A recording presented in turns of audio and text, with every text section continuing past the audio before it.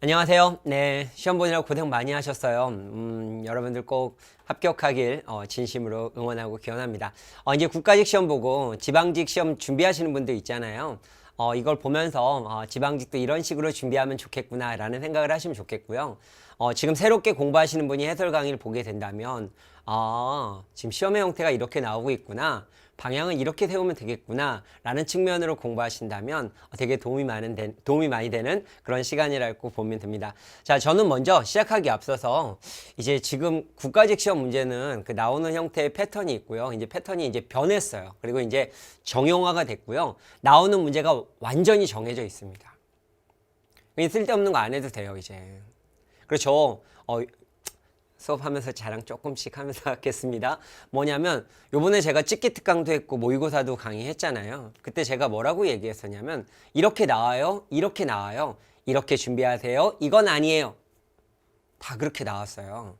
그러니까 이걸 만약 해설 강의를 보고 계신 분들 제 찍기 강의를 보거나 아니면 예언 모의고사를 보신 분들은 아마 수긍하실 거고요. 만약에 아니라면 뭐라고 하시겠죠? 네. 자, 그럼 지금부터 한번 어떻게 정형화가 되어 있는가 이걸 한번 보면서 가겠고요. 그럼 앞으로 이제 준비하시는 분들이 있다면 그래, 이렇게 준비하면 되겠구나 라는 생각을 가지고 신념을 갖고 준비하시면 좋겠어요. 그래서 제가 맨 마지막에 이것까지 말할게요. 앞으로 준비하시는 분들은 어떻게 준비하세요? 그래야지 정말 조금 시간을 투자해서 최고의 결과를 얻을 수 있습니다. 여기까지 말하고 마무리를 지으려고 합니다. 알겠죠? 자, 그럼 지금부터 분석하고 해설 강의 바로 갈게요. 먼저 이제 시험이 변화가 된 것은 2018년도부터 이제 변화의 조짐이 사실은 있었어요. 그리고 2018년도에 변화를 딱 줬는데 그때 문제가 어려운 거예요. 그러니까 이 문제가 아주 어렵다기보다는 비문학의 지문이 많아지면서 이제 시간과 심적으로 막 쫓기게 된 거예요. 그땐 그래서 좀 문제가 어려웠어요. 내용적인 게. 문제가 어려운 게 아니라. 그러면서 그때부터 변화가 되더니 2019년도에 이제 수능 만드는 출제기관, 교육평가원에서 문제를 만들게 됐고, 여기서 이제 인사혁신처에서 문제를 만들긴 했지만, 평가원 선생님이 들어간 것 같아요. 그래서 그렇게 문제가 됐고, 그런데 이 문제 형태가 정리가 되면서 이제 나름대로 2021년도에서는 이땐 좀 쉬었어요. 변별력 있는 문제 한두 개씩을 두면서 이제 문제를 만드는 포맷을 완성했다 이렇게 보면 될 것 같아요. 이제 앞으로는 이런 형태로 당분간은 좀 출제가 될 거라고 전망을 합니다. 그러면 뭐냐? 뭐 내용적인 측면에서 문법이 4문제, 5문제, 뭐 어휘가 한두 문제 정도 나온다 뭐 이런 측면을 얘기하고 싶은 게 아니에요. 문제를 한번 보시면 내용 이제 제가 해설 강의하면서 말씀드리겠지만 제가 올해 뭐라고 얘기했냐면 용언이 나올 겁니다. 품사가 나오면 용언이 나오고 용언이 나오면 활용에 관련된 내용, 규칙, 불규칙 또는 활용에 관련된 문제가 나올 겁니다. 이렇게 얘기를 했어요. 왜? 품사가 안 나왔어요. 네. 물론 여기 나왔고 한번 쉬고 그런데 이 품사가 나오는 게 보통 일반적으로 고등교과 과정에 나와 있는 정도 형태였는데 요번에 여기에서 문제에 부담을 준 이유는 이런 거죠. 그러니까 알고 있어요. 근데 문제 풀어서는 틀리는 거예요. 그럼 이걸 잘하려면 뭐가 되냐? 나올 만한 내용을 몸에 체화시키는 게 되게 중요해요. 그래서 요번에 제가 이렇게 답 달다가 보니까 그냥 답이 나왔어요. 이런 분들 많더라고요. 그렇게까지 만들어야 돼요. 그게 시간이 많이 걸리는 게 아니거든요. 일단은 의미론 다이어. 제가 찍기 강의하면서도 얘기했어요. 의미론은 매년 나온다. 나오는 형태는 일단 다이어가 관계, 다이어가 두 번째 이런 식으로 나오는 형태까지 얘기했는데 그런 형태가 나왔고요. 한글 맞춤법은 분명히 한 문제 나온다. 한 문제가 나오는데 나올 때 예외에 해당하는 내용이 나오는 것이 아니라 교과과정에 이제 규정에 관련된 있는 내용의 문제로 나올 것이다. 그러니까 교과서에 나와 있는 그러니까 규정에 있는 내용들만 제대로 활용할 수 있다면 편하게 맞힐 거다. 쓸데없는 거 외우지 마라. 뭐 이런 식의 얘기를 했어요. 네. 물론 얘기해라 라고 얘기하면서 플러스로 얘기한 게 만약을 몰라서 이제 여유가 되시면 절대 암기를 좀 암기해라 라는 말까지는 했는데 이제는 그 부분까지 안 가도 될 것 같은 그런 형태로 정해지고 있어요. 네. 자연스러운 문장. 작년에 자연스러운 문장과 고쳐쓰기가 나왔어요. 그렇기 때문에 올해 반드시 나온다라고 얘기를 했어요. 역시 마찬가지로 나왔어요. 왜냐하면 지방직에도 그렇게 나왔거든요. 그럼 지방직 시험에도 자연스러운 문장 나올까요? 나올 가능성이 꽤 높아요. 그리고 이거는 거의 나오는, 물론 이때는 나오지 않았네요. 이때는 나오지 않았는데 거의 나오는 형태의 문제가 되겠습니다. 이렇게 보시면 되겠고요. 자, 그래서 문법은 문장의 종류 뭐 매번 나오는 형태고요. 문장의 기본이고 맞춤법이 나온 거고요. 자연스러운 문장 나온 거고요. 고쳐쓰기.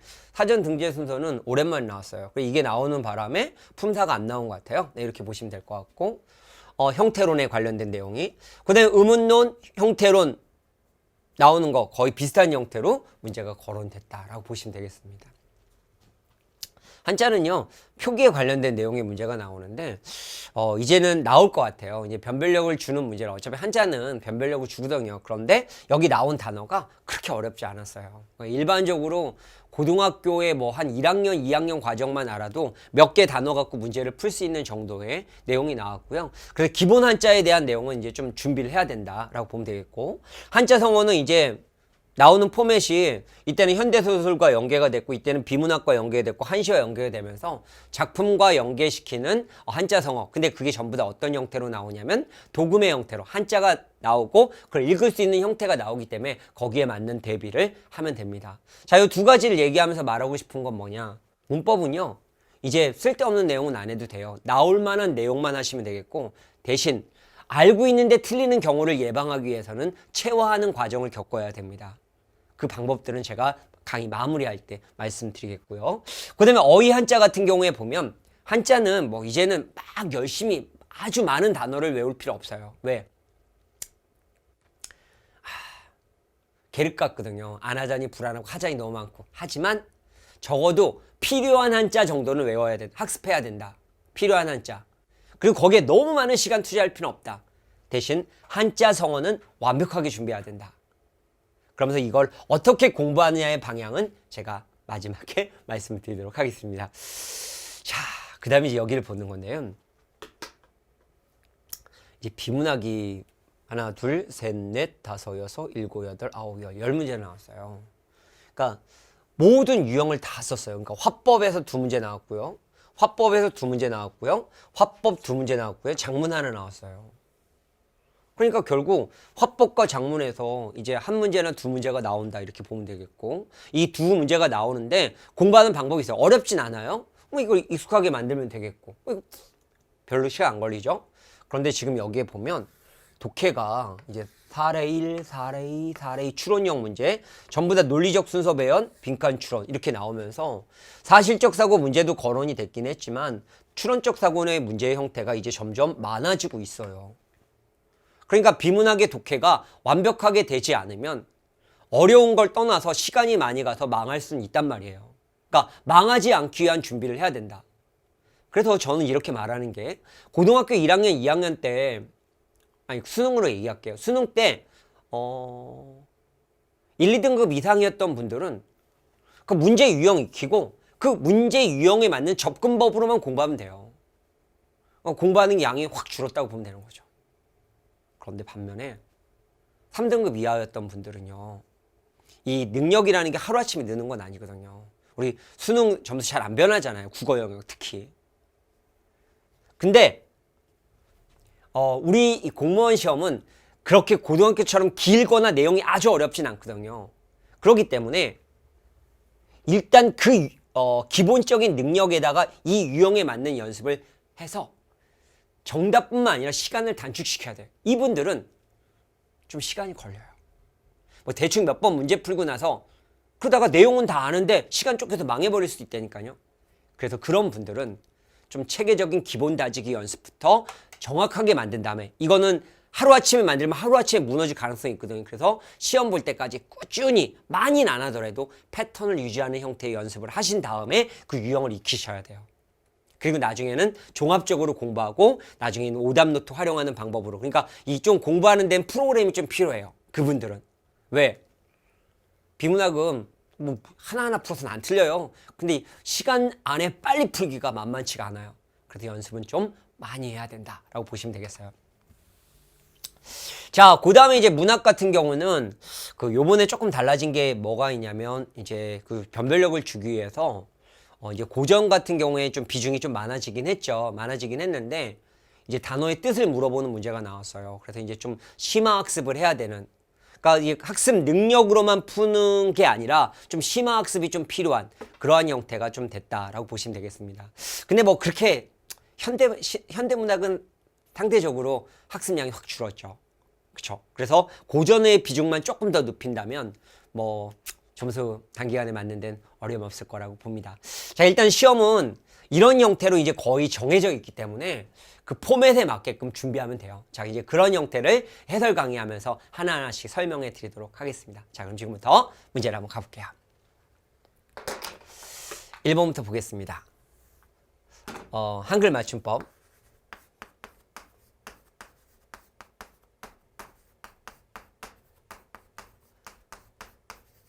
이제 국가직 문제 같은 경우에는 문법 문제가 5문제뿐이 안 나오기 때문에 뭐 한글 맞춤법에서 뭐 2문제가 나오거나 뭐 이제 이런 형태들은 아닌 것 같아요. 그러니까 하나씩 나오는 거죠. 근데 한글 맞춤법에서 나오는 게 예전에는 여기에 뭐 예외 같은 경우들이 이제 많이 나왔는데 그건 예외가 아니라 이제 한글 맞춤법의 원칙에 있는 예문들이 나왔어요. 그리고 큰 특징은 뭐냐면 이렇게 예문이 많이 나왔던 것은 보통 7급이나 7급 시험 경우에서 많이 나왔었던 거나 아니면 국회직 이런 데서 시험 문제가 많이 나왔었어요. 그런데 요번에 국가직 9급에서 이렇게 나온 거예요. 그러면 변별력 있는 문제를 이제 내겠다라는 거죠. 네.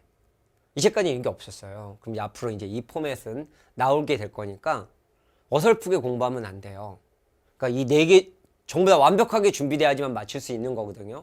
그러니까 이거는 정말 학습도 되어 있어야 되고 딱 보자마자 답이 나올 수 있을 정도로 체화도 시켜야 되고 그래서 이제 공부할 때 공부하기 좋은 방법은 이런 거예요. 일단 분류하는 거죠. 분류해놓고 그 다음에 이 한글 맞춤법은 이 분류에 대한 기준에 맞춰서 한글 맞춤법이죠. 학습이를 암기할게. 그리고 나서 부담된 단어는 표시하고 이건 부담된 것만 보면 되는 거 아니에요? 네. 그럼 공부량 확 줄어요. 네. 그리고 이제 이거를 자기가 알기 위해서는 이제 체화하는 작업이 필요한데 이 체화하는 작업은 제가 이제 무한해독이라는 강좌를 가지고 얘기를 하죠. 무한해독이라는 교재를 가지고. 이거 이제 뒤에서 설명을 하겠습니다. 그럼 분류라고 하는 게 뭐냐를 간단하게 설명을 하면 이런 거예요. 일단 한글 맞춤법은 어떻게 나누나요? 네, 총칙으로 나누죠. 자모, 그 다음에 뭐로 나눠요? 소리, 그 다음에 형태, 그 다음에 띄어쓰기, 그 다음에 그 밖의 것들. 이래놓고 거기에서 나타나는 거에서 또 분류해서 항목들을 나눈 다음에 그 개념을 잡아놓고 그 사례를 정리하고 계시면 이거 딱 나오면 그냥 바로 변하는 거예요. 네. 자, 1번 같은 경우에 딱 틀린 거 꼭지점이잖아요. 네. 여기서 꼭지라는 게 우리말이니까 여기 사이시옷을 넣어야 되는 거죠. 틀렸고요. 그러니까 이거 사이시옷에 대한 원칙에 관련된 내용이 나온 거고 군과 꾼에 관련된 내용에 대한 구별하기 얘기하고 있는 거에서 표준어 규정 원칙에 나와 있는 내용들 아니에요.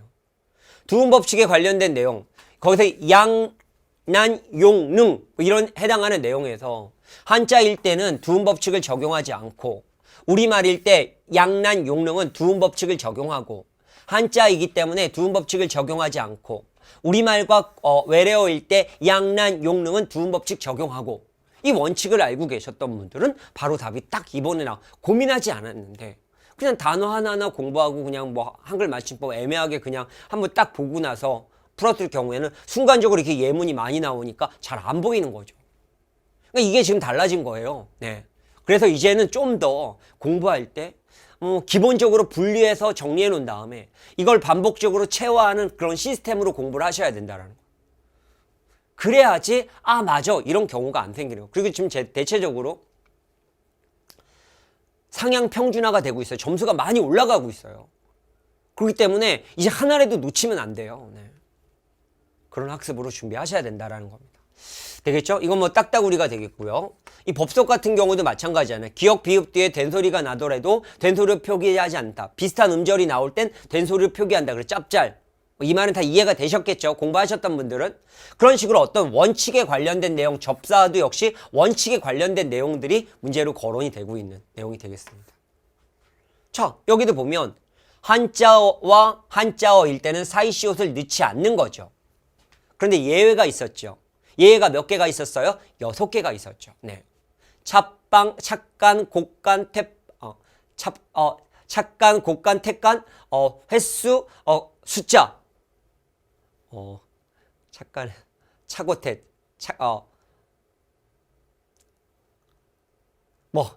갑자기 이렇게 6개가 있죠. 그래서 6개가 나온 거에서 보면 찻간, 곡간, 택간, 횟수, 숫자, 새빵 이렇게 6개가 되겠죠. 순간적으로 헷갈렸어요. 그리고 6개가 되면서 여기 나온 화병은 예외가 아니기 때문에 잘못됐죠. 시옷이 사용되면 안 됩니다. 그래서 답은 2번이 되는 거죠. 그래서 나올 만한 내용은 분류해서 암기하고 있어야 돼요. 이건 기본적으로 많이 나오는 거라고 얘기했고, 고등학교 교과 과정에서도 문제로 많이 나온다고 했고, 우리 시험에서도 많이 나온다. 그래서 항상 이 부분에 대해서만큼은 좀 암기하고 있어라 라고 얘기했던 6개, 이런 말씀을, 그래서 새빵에서 차곡간의 횟수를 세다 이런 식으로 암기시켰죠. 갑자기 새빵이 생각이 안 나고 그런 식으로 정리했던 것 같아요. 그러니까 지금 여기에서 얘기하고 있는 내용을 보면 이런 문제가 나왔기 때문에 이 한글 맞춤법은 분류해서 짝 항목을 나눠놓고 나서, 그리고 예문을 공부한 다음에 그 다음에 엑서사이즈를 가지고 계속 반복적으로 체화하는 작업이 필요하다. 그래서 이렇게 암기하고 나서 자기가 잘 몰랐던 단어가 나오면 형광펜으로 붓줄 쳐놓고 나중에 걔만 반복적으로 본다면 공부할 게 그렇게 많진 않아요. 뭐 암기할 게 많아요? 아니요. 이제 예외가 없기 때문에 암기할 게 그렇게 많지 않아요. 그래서 지금 공부하는 방법과 순서는 있어요. 마지막에 얘기하겠습니다. 네, 그래야지 끝까지 가죠. 네, 자, 다음! 자, 이제 2번 문제를 보겠습니다. 자, 2번 문제의 기억의 단어의 의미가 같은 것은 이 의미론이죠. 제가 지금 이렇게 설명하는 것은 그 찍기 강의하면서도 다 이렇게 말을 했었던 거고, 그리고 예언 모의고사 때도 계속 이렇게 말씀을 드렸던 거예요. 그러니까 의미론 같은 경우는 문제가 나오는 게 정말 매년 나온다. 이게 문제가 나오는데, 나올 때 제일 많이 나오는 거는 관계다. 관계는 어떤 거냐면 다이어냐 유의어냐 반이어냐를 물어보는 문제. 그래서 그중에 특히 반이어가 문제가 많이 나오면서 반이어 같은 경우에는 상보냐 등급이냐 방향이냐를 물어보는 문제. 그래서 항상 문법은 나올 만한 내용을 분류해서 딱 정리한 다음에 그 분류의 기준까지 나누어서 정리한 다음에 그 엑서사이즈까지 숙지하고 그걸 가지고 반복적으로 분류된 상태에서 체화시키는 작업이 필요돼야지 문법은 어떤 형태가 나와도 편하게 보는. 그리고 지금 예외가 안 나오니까 공부하는 게 너무 편해진 거고 자신감 갖게 공부할 수 있단 말이죠. 자, 그래서 제가 이제 그때 뭐라고 했냐면 의미의 관계론보다는 이제 계속 안 나온 게 다이어가 안 나오고 있기 때문에 다이어가 나올 가능성이 많다. 그래서 제일 많이 나오는 게 관계, 두 번째가 다이어다 이렇게 말을 했어요. 그 다음에 이제 나오는 게 이제 중의적이다. 그 다음에 뭐 잉여적 표현이다. 뭐 이런 기타 등등을 얘기를 했고요. 근데 이런 게 나오면 메인으로 나오기보다는 고쳐쓰기에서 뭐 곁다리로 문제 나올 가능성이 많다. 지금 이제 이렇게 말을 하는 거거든요. 그래서 제가 찍기 강의를 올해 처음 한 이유가 뭐냐면 이제 나오는 형태가 정해져 있었는데 그래서 제가 말을 한 거거든. 근데 딱 요번에 2021년 딱 보면서부터 와, 이제 포맷은 정해져 있구나. 여기에 맞춰만 준비하면 진짜 쉽게 공부할 수 있겠구나. 이런 생각을 했어요. 그래서 올해는요. 제 개념서를 필요 없는 거 다 빼버렸어요. 그래서 지금 다시 작업하고 있어요. 이제 그러면서 이제 필요한 것만 하는 거죠. 그러니까 공부하기 아마 되게 수월해지실 겁니다. 하여튼간 다이 관계가 나온 거죠. 다이 관계를 보면 이제 이런 거더니 문맥의 앞뒤를 좀 잘 보라고 했었죠. 싼다. 선물을 예쁜 포장지에 싼다라고 얘기했는데 이것은 뭐냐면 이제 싼다란 건 뭐 가려서 묶는 그런 개념에 해당하는 내용이 되는 거죠. 정확하게 이런 다이어 물어볼 때는 물음의 그 단어의 구체적인 의미까지 들어가셔야 돼요. 그냥 느낌으로 툭 때리면 걸려든 거죠. 이런 것. 이것도 이번 문제 틀린 분들 좀 있으실걸요. 사람들이 안채를 겹겹이 싸다. 이것은 뭐 포장하는 개념은 아니잖아요. 그러니까 이게 막고 있는, 둘러서 막고 있는 그런 내용이 되겠고, 사람들은 보찜을 싸고 산길로 향한다라고 얘기하는 걸 보면 이거 포장하는 거 아닌가요? 2번을 찍으신 분이 있는데 보찜을 싸다라고 하는 건 향한다. 보찜을 이제 몸에다가 묶고 꾸리고 이제 가는 거죠. 꾸리고 가는 거니까 이 개념과는 다르죠. 거기 보니까 딱 얘만 봐도 편하게 볼 수 있었는데 아이는 몇 권의 책을 싼, 그러니까 여기에서 포장지로 두른 것처럼 그 개념이 됐으니까 답이 3번이 되는 형태가 됐다. 이렇게 보시면 되겠습니다. 됐죠? 네, 그런 형태로 이제 문제를 보면 되고, 여기도 책가방을 미리 싸. 이건 꾸리는 그런 개념이 되는 거니까 얘랑 똑같은 형태의 단어가 된다. 이렇게 보시면 되겠습니다. 그래서 답은 3번이 되겠습니다. 그래서 다이어 문제 풀 때는 중요한 게 이 다이어, 이건 이제 뭐 일행지게, 지방지게도 나올 수 있으니까 좀 생각을 해봐 주세요. 다이어가 나오면 문장 성분 관계를 조금 만들어 보는 작업이 중요하고요. 그러니까 이렇게 싼다, 뭐를, 선물을, 어디에, 예쁜 포장재, 이렇게 문장 성분을 만들어 보고, 이 다이어가 나오면 나올수록 좀 더 구체적으로 들어가서 그 구체적인 어휘를 생각해야지, 느낌으로, 싼다, 이러면 안 되죠. 물론, 언어 능력이 있는 분들은 보자마자 답이 보이긴 하는데, 언어 능력이 약한 분들은 딱 감각적으로 딱 때리고 끝나는 경우가 많아요. 근데 지금 다이어 문제 좀 어렵게 나왔어요. 그쵸? 그러니까 이렇게 변별력을 주는 문제가 이제는 거론이 되고 있는 거예요. 그래서 아주 어렵진 않았는데 시험이 풀 때는 어렵지 않았잖아요. 그런데 틀리는 그런 결과가 나타나는 거죠. 작년하고는 좀 달라요. 네, 작년은 완전 쉬웠고요. 올해는 변별력 있는 문제가 한두 문제 정도씩 들어가서 잘 푼 것 같은데 틀리는 그런 경우들이 발생하게 된 건데, 나름대로 문제에다 많은 의도를 준 거예요. 그럼 이제 문제를 만든 방법을 안 거예요, 이제는. 제가 그랬잖아요. 올해 분명히 변별력 있는 문제가 몇 개가 나올 거다. 그럼 사실은 솔직하게 지금 비문학에서 그렇게 할 거라고 예상을 했는데, 비문학보다는 오히려 문법이나 문학 뭐 이런 쪽에다가 더 치중을 했더라고요. 근데 이게 돌아가면서 나오는 거니까 일단은 변별력을 주는 게. 자, 이제 3번을 보도록 하겠습니다. 이제 자연스러운 문장. 자연스러운 문장은 많이 나오는 파트예요. 그래서 자연스러운 문장이 만약에 안 나온다면 고쳐쓰기로 장문 형태로 문제가 또 거론이 되겠죠. 그러니까 얘는 근데 반드시 그냥 나온다 생각하고 공부를 하셔야 돼요. 그래서 제 교재의 비중에서도 개념서에서 자연스러운 문장의 편이 좀 두꺼운 편이에요. 그러니까 이거 잘 알고 계셔야 되는 거죠. 자, 답은 이제 몇 번이었나요? 1번이죠. 이것도 자연스러운 문장도 분류하는 거예요. 일단 제가 제일 말씀 많이 드렸던 건 성분 호응. 항상 분류해서 공부하라고 했잖아요. 성분 호응, 그 다음에 성분 생략. 성분 호응에서 잘 봐야 될 게 뭐라고 했어요? 주어와 서술어의 관계. 그 다음에 부사어와 서술어의 관계. 그래서 무조건 문법은요, 호응 관계예요. 분류를 해놓고 정리를 해야지 자신감이 있는 거예요. 그냥 막 공부하고 이해하고 맞아 아는 건 항상 문제를 풀면서도 불구하고 답을 틀리지 않는데도 불구하고 찜찜한 거라고요. 근데 이렇게 분류해놓고 정리해 들어가면 찜찜할 수가 없어요. 성분 생략 같은 경우에 봤을 때 잘 보라고 한 거 이제 접속 조사나 뭐 이 전체적으로 수업하진 않을게요. 연결 영어미 이런 거 잘 보라고 했잖아요. 이걸 해놓고 나서 이제 이걸 엑서사이즈로 익숙하게 만들어야지 이런 걸 보면서도 하나도 부담스럽지 않은데, 그냥 뭐 느낌으로 푸는 분들은 항상 부담스러웠을 거예요. 그 다음에 뭐냐면 시제나 조사, 뭐 이중 피동, 이중 사동, 뭐 그런 형태가 있죠. 그 다음에 잉여적 표현, 중의성, 외래어법.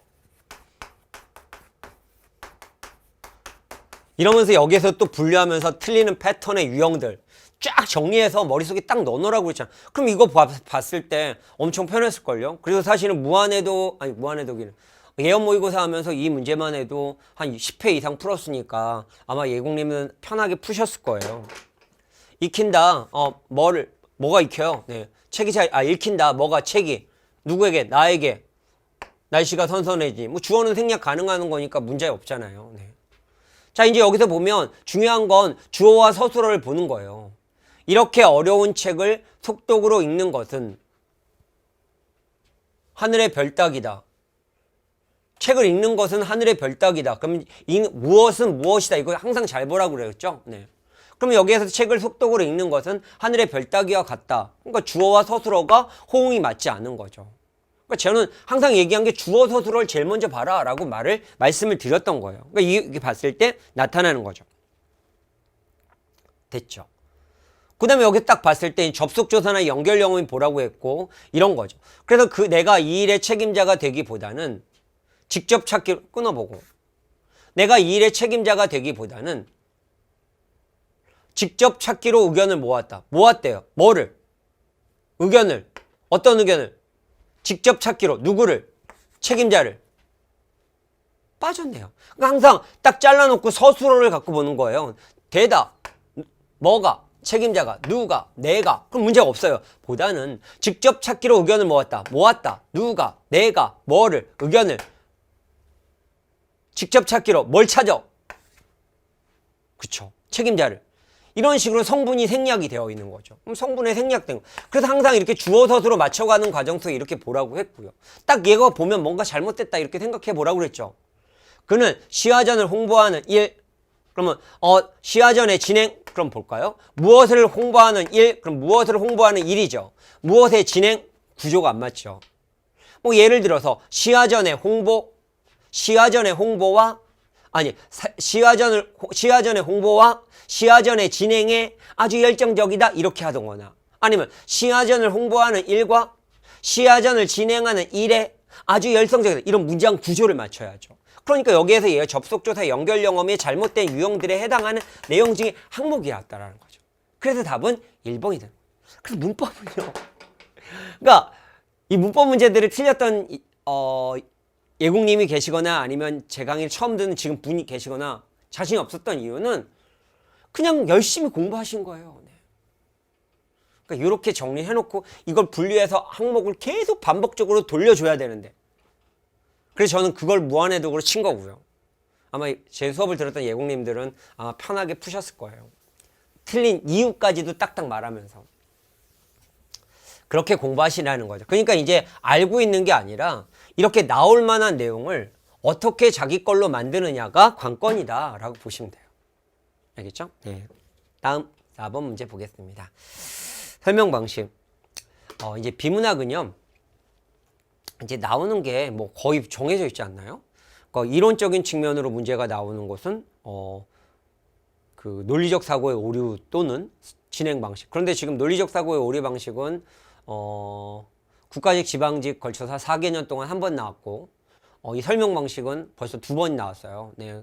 이거는 이제 설명 방식이라고 하면 전개 방식이라고 봐야 될 것 같고 그러니까 이론에서 나오는 건 전개 방식. 그 다음에 얘기하고 있는 설명 방식. 제가 비문학에는 이 능력과 L 능력과 P 능력이 있다라고 얘기했는데 이 L 능력을 물어보는 논리적 사고 능력을 물어보는 문제 하나가 나온 거고요. 그 다음에 많이 나온 게 이제 사실적 사고, 일치 불일치. 근데 이제 요새는 일치 불일치도 안 나와요. 뭐가 나오냐면 추론적 방식으로 약간씩 돌려내는 문제. 그래서 추론적 사고 방식의 유형에 1, 2, 3이 나왔고 그 다음에 문제가 나오는 게 뭐냐면 빈칸에 들어가는 내용, 그 다음에 논리적 사고, 그 다음에 순서 배열 문제. 나오는 포맷이 있어요. 근데 비문학은요. 제가 뭐 여기서 오늘 비문학은 강조하진 않을 건데 일단 비문학은 준비를 잘 하셔야 돼요. 정확한 독해 능력, 논리적 사고 능력, 문제 해결 능력을 일단 아까 말했던 3등급 이하였던 분들은 최대로 극도로 올려놓고 그리고 비슷한 유형의 문제를 풀면서 이걸 몸에 체화시키는 작업이 필요해야 돼요. 그리고 이렇게 비문학은요. 끝까지 하셔야 돼요. 왜냐하면 갑자기 만든 것은 능력이기 때문에 갑자기 없어질 수 있어요. 예를 들어 다이어트랑 똑같아요. 다이어트 같은 경우 그냥 갑자기 살을 뺐어요. 생각 안 하면 다시 원위치 되는 건 금방이에요. 그러니까 비문학을 자기가 못했다고 생각하셨던 분들은 수능처럼 그렇게 어려운 건 아니기 때문에 어느 정도 능력을 만들어 놓고 꾸준히 유지하는 작업, 그 방법을 가지고 계속 프로그램을 돌리면서 그걸 가지고 몸에다가 체화시켜주는 그 작업의 연습은 하셔야 돼요. 자, 일단 이거는 뭐 어렵진 않았으니까 볼게요. 빛공해란 개념이죠. 인공 조명의 과도한 빛이나 밖으로 노출되는 빛에 인간의 건강하고 쾌적한 생활을 방해하거나 황폐해주는 상태를 말한다. 국제과학저널의 사이언스 자료를 활용하고 있죠. 자료. 우리나라는 빛공해의 심각한 국가이다. 빛공해는 멜라토닌 부족을 초래해 인간에게 수면 부족과 면역적 저하 사례를 들고 있죠. 그래서 아마 나온 게 정의가 나왔고요. 그 다음에 자료 얘기하고 있고 사례. 그래서 답은 2번이 된 거예요. 자, 뭐 이거는 뭐 특별하게 설명을 안 하는데 일단 제가 이제 비문학을 할 때는 이런 얘기를 해요. 비문학은 꼭 문제를 내는 방법이 있어요. 그게 어떤 거냐면 개념과 비교와 문단의 중심 내용과 주제를 가지고 주어부 서술부를 변형시켜서 문제를 내는 게 우리 시험의 가장 기본 포인트다라고 말을 해요. 이게 언제부터 이제 조금 문제를 좀 이따 보면 알겠지만 언제부터 확실하게 됐냐면 2019년도에 평가원 출제위원이 들어가면서부터 이건 원래 수능 문제 만드는 분이 들어가면서 그 문제 만드는 방식이 2020년도에도 적용이 됐고 2021년에도 적용이 되고 있는데 2020년도에는 비슷한 형태로 적용이 됐지만 문제가 너무 쉬웠고 2021년도도 형태는 비슷하진 약간의 변화를 주면서 출원형이 많긴 했지만 문제가 어렵지 않았던 거고 뭐 이런 거예요. 하여튼간 그렇지만 이런 걸 가지고 활용을 해서 문제를 내고 있어서 일단 이거를 가지고 문제를 만드는 방식들을 집중적으로 연습해서 몸에 체화한다면 속도는 금방 빨라져요. 답은 2번 넘어가겠습니다. 5번을 보겠습니다. 불규칙이죠. 네. 이것도 그런 거 아닐까요? 용언에서 제일 근데 보면 용언에서 제가 제일 많이 그 품사에서 제일 많이 나오는 건 용언이라고 했어요. 그러니까 예를 들면 형태소에서 문제가 나온다면 형태론에서 나오는 게 일단 제일 많이 나오는 건 품사예요. 그리고 그 다음에 얘기하고 있는 거에서 본다면 그 단어 형성 이거 문제가 안 나온 지 꽤 오래됐네요. 내년 정도는 이제 거론될 만 하고요. 지방직은 한번 좀 생각해 보고요. 단어 형성, 그 다음에 형태소. 제일 많이 나와요. 품사에서 또 제일 많이 나오는 건 또 분류해야죠. 네. 하여튼 분류는 지금 여긴 안 할게요. 근데 품사에서 제일 많이 나오는 건 뭐라고 그랬죠? 용언. 그럼 용언에서는 나올 만한 게 뭐가 있다고 그랬어요? 1번으로 말했던 게 항상 규칙, 불규칙이죠. 그 다음에 제가 또 얘기한 게 동사랑 형용사에 대한 내용이에요. 그러니까 문제 나올 만한 것들을 딱 분리해서 정리해서 학습하는 거니까 이거 뭐 그렇게 어렵진 않은데요. 네, 하여튼 그렇게 되겠고 그 다음에 얘기하고 있는 것을 본다면 나오는 게 본용언, 보조용언.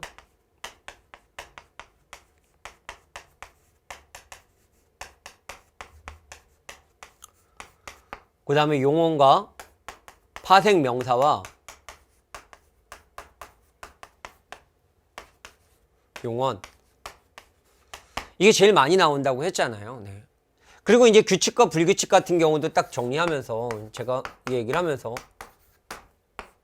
항상 문법을 공부할 때는 분류해서 정리를 해야 된다. 그럼 규칙에는 뭐하고 뭐가 있다고 그랬죠? 용언이에요. 어간에 리을 탈락. 그 다음에 의탈락이 있다고 그랬고요. 불규칙에 또 분류하면 세 가지로 분류를 하는 거잖아요. 뭐? 어간, 어미, 어간, 어미. 어간에서 불규칙이 일어나는 거 몇 가지가 있었죠? 5개. 그래서 제가 두부사루 얘기하면서 디귿, 비읍, 시옷, 르, 우 불규칙이 있다고 했죠. 어미에는 뭐가 있어요? 여, 러, 오 불규칙이 있고. 어간 어미에는 뭐가 있나요? 시옷 불규칙이 있다고 했고. 그러면서 제가 예국님에게 말씀드렸던 게 뭐였냐면 변하는 게 뭐로 바뀌라는 것까지도 알고 있으라고 했죠. 디귿이 뭐로 바뀌어요? 리을. 비읍이 어떻게 바뀌어요? 오와 우로 바뀌어요. 시옷이 어떻게 돼요? 탈락. 르가 어떻게 돼요? 의가 없어지면서 리을의 형태가 되는 거죠. 우는 어떻게 돼요? 탈락. 여는 뭐가 되는 거예요? 어가 여가 되는 거죠. 어나 아가 여가 되는 거고요. 어가 러가 되는 거고요. 얘는 역시 달다 다오 이것만 알라고 했었죠. 네. 그 다음에 이게 시읍 불규칙에 해당하는 내용. 그럼 언제 불규칙이 일어나나요? 모음의 어미와 결합했을 때. 이렇게 분류해놓고 봤고 그 중에 좀 헷갈릴 만한 내용까지 제가 말씀드렸던 게 뭐였냐면 르 불규칙과 러 불규칙과 의 탈락에 대한 얘기를 하면서 세 가지의 예문을 엄청 많이 들었어요. 치르다에 대한 예문, 그 다음에 도착하다에 이르다의 예문, 기르다 뭐 이런 형태에서 나타나는 그렇기 때문에 변하는 형태까지 정확하게 알고 계시고 엑사이즈를 많이 돌려서 몸에 체화시켰다면 이게 완전 쉬웠어요. 그리고 용어는 항상 뭘 때려놓고 출발해라? 기본형! 이런 원칙을 갖고 계속 반복적으로 돌려줬어야 된다. 자, 그럼 한번 볼까요? 일단 빠름을 봤을 때는 기본형이 뭐죠? 이게 기본형, 그럼 빠르죠. 그러니까 자음이 아니라 모음을 대입하는 거야. 아니까 아를 대입하니까 뭐예요? 빨라. 그래서 르르 형태가 됐으니까 무슨 불규칙이에요? 리을리으니까 르 불규칙이 되는 거죠. 르 불규칙. 그럼 무슨 불규칙이? 어간 불규칙이 된 거예요. 어간. 자, 노람의 기본형. 항상 용어는 기본형. 노랗다. 그러면 여기에서 R을 넣으면 뭐가 돼요? 노래. 그럼 어간도 바뀌고 어미도 바뀌었어요? 그럼 어간어미. 치름의 기본형이 뭐예요? 치르다. 이걸로 할까요? 일로 갈게요. 그냥 치르다를 보겠습니다. 치르다. 치르에다가 뭐가 돼요? 네, 아와 오를 제외하고는 전부 다 어를 넣는 거죠. 그럼 어떻게 돼요? 치러. 의가 없어졌어요. 뭐 탈락. 뭐 이건 워낙 많이 접해야 되는 거니까 이건 뭐야? 규칙. 엑사이즈 그래서 많이 접해야 돼요. 함의 기본형 하다. 하다는 딱 그냥 외우는 거잖아요. 아가 되면서 뭐가 돼요? 하여가 되는 거죠. 하여. 무슨 불규칙? 여불규칙. 그러니까 뭐예요? 어미. 부름의 기본형이 뭐야? 라면이 붓다. 그쵸? 라면이 붓다잖아요. 그래도 여기에서 보면 어가 만났어요. 그럼 디귿이 뭐로 바뀌었어요? 리을 불어. 네, 얘기를 하고 있으니까 무슨 불규칙? 어간.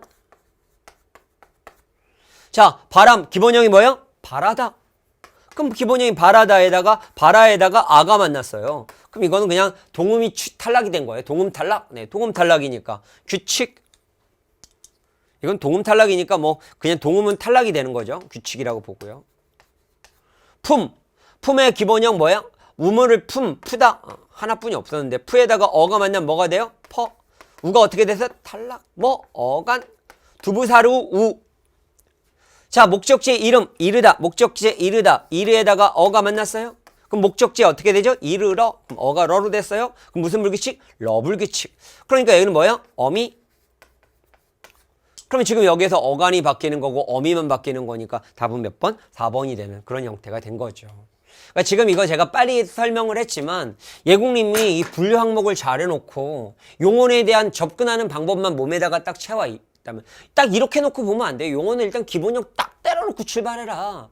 그럼 항상 뭐요? 불규칙은 모음에 어미를 대입해봐라. 그럼 뭐가 바뀌는 형태로 알고 있어야 된다. 이거죠. 그러니까 이거를 알고 있는 거 알았는데 왜 생각이 안 났죠? 이거 맞출 수 있었는데 맞출 수 있는 게 아니에요. 이건 엑사이즈를 많이 안 돌렸기 때문에 그래요. 그리고 분류해서 창목이 머릿속에 없어서 그런 거고요. 그러니까 선생님들 수업을 듣고 교수님들 수업을 듣고 이해하고 순간적으로 외웠고 문제 풀고 기출문제 막 풀었던 분들이 순간적으로 될 것 같은데 안 보이는 거죠. 그러니까 이걸 어떻게 만드느냐가 관건이다 이렇게 보시면 되겠습니다. 자, 그래서 아마 이 문제를 갖고 좀 어렵진 않았었는데 이 문제를 갖고 부담스러웠던 분들이 그 통계를 보니까 오답률을 보니까 있더라고요. 그럴 때 그분들이 틀리는 이유는 이런 거예요. 왜 제가 이런 걸 잘 아냐면 저는 예전부터 이런 상담 같은 거를 되게 많이 했고 이런 통계 내서 분석하는 걸 되게 좋아했거든요. 그래서 저는 그 수능 준비할 때는 그 통계팀도 있었어요. 그 통계 내는 팀. 그리고 내서 자료화 시켜서 통계 내고 막 이런 팀들이 있어요. 지금은 뭐 워낙 잘 돼 있으니까 뭐 이렇게 됐는데 그리고 그런 부류 애들들만 모아서 또 상담도 하고 막 이런 경우도 있었고 지금도 게시판에 제가 답 달면서 항상 뭐가 약하고 뭐가 어려워하고 있고 제 수업에서 뭐를 조금 더 보완해야 되고 막 이런 생각을 하면서 답 달거든요. 그러다 보니까 이거 딱 보면서 틀렸던 경우는 제가 매번 얘기했지만 엑사이즈를 안 한 거다. 이거는 분류가 안 된 거다. 이렇게 말을 할 수 있는 거예요. 자, 6번을 가보겠습니다. 이제 고전문학인데요.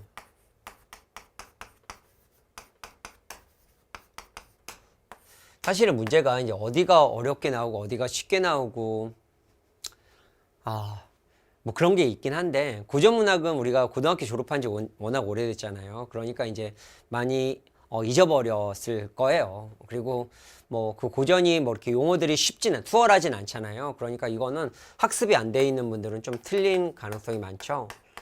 그래서 저는 올해 책을 개편을 하는데 현대문학 같은 경우는 작품을 확 줄였어요. 왜 줄였냐면 현대 문학은 요령만 갖고 이제 문제 푸는 접근하는 방법, 문제 푸는 스킬 방법들 뭐 이런 걸 가지고 스킬 뭐 정확하게 말하면 스킬은 아니에요. 감상법 훈련이고 이제 거기다 플러스 이제 문제 활용하는 어떤 스킬 방법들을 이 몸에다 장착을 하면 오히려 현대 문학은 어렵지 않게 풀 수 있을 거예요. 그리고 기본적인 이론적인 정도만 좀 많은 엑서사이즈로 연습시켜서 몸에 체화시키면 어렵진 않을 거예요. 근데 고전 문학은요, 항상 부담을 느껴요. 이건 학습이 안 된 분들.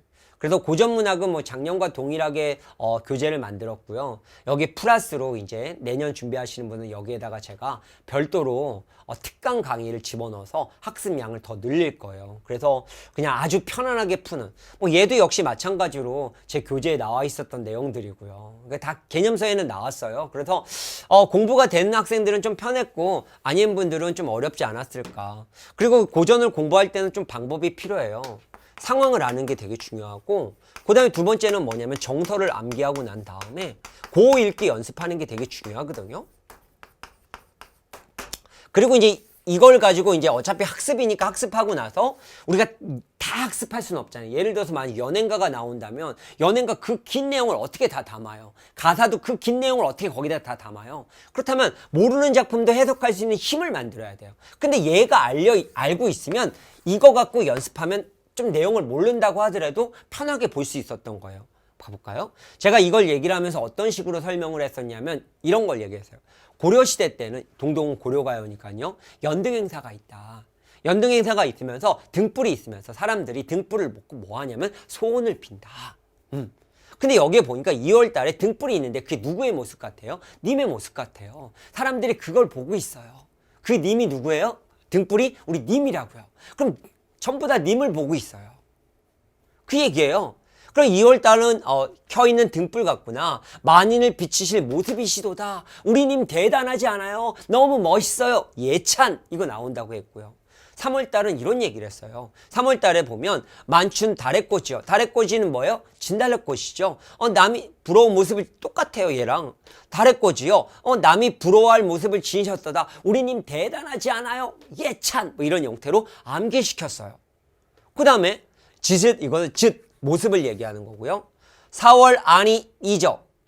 이거는 두음 법칙. 무슨 말이냐면 내려 있다.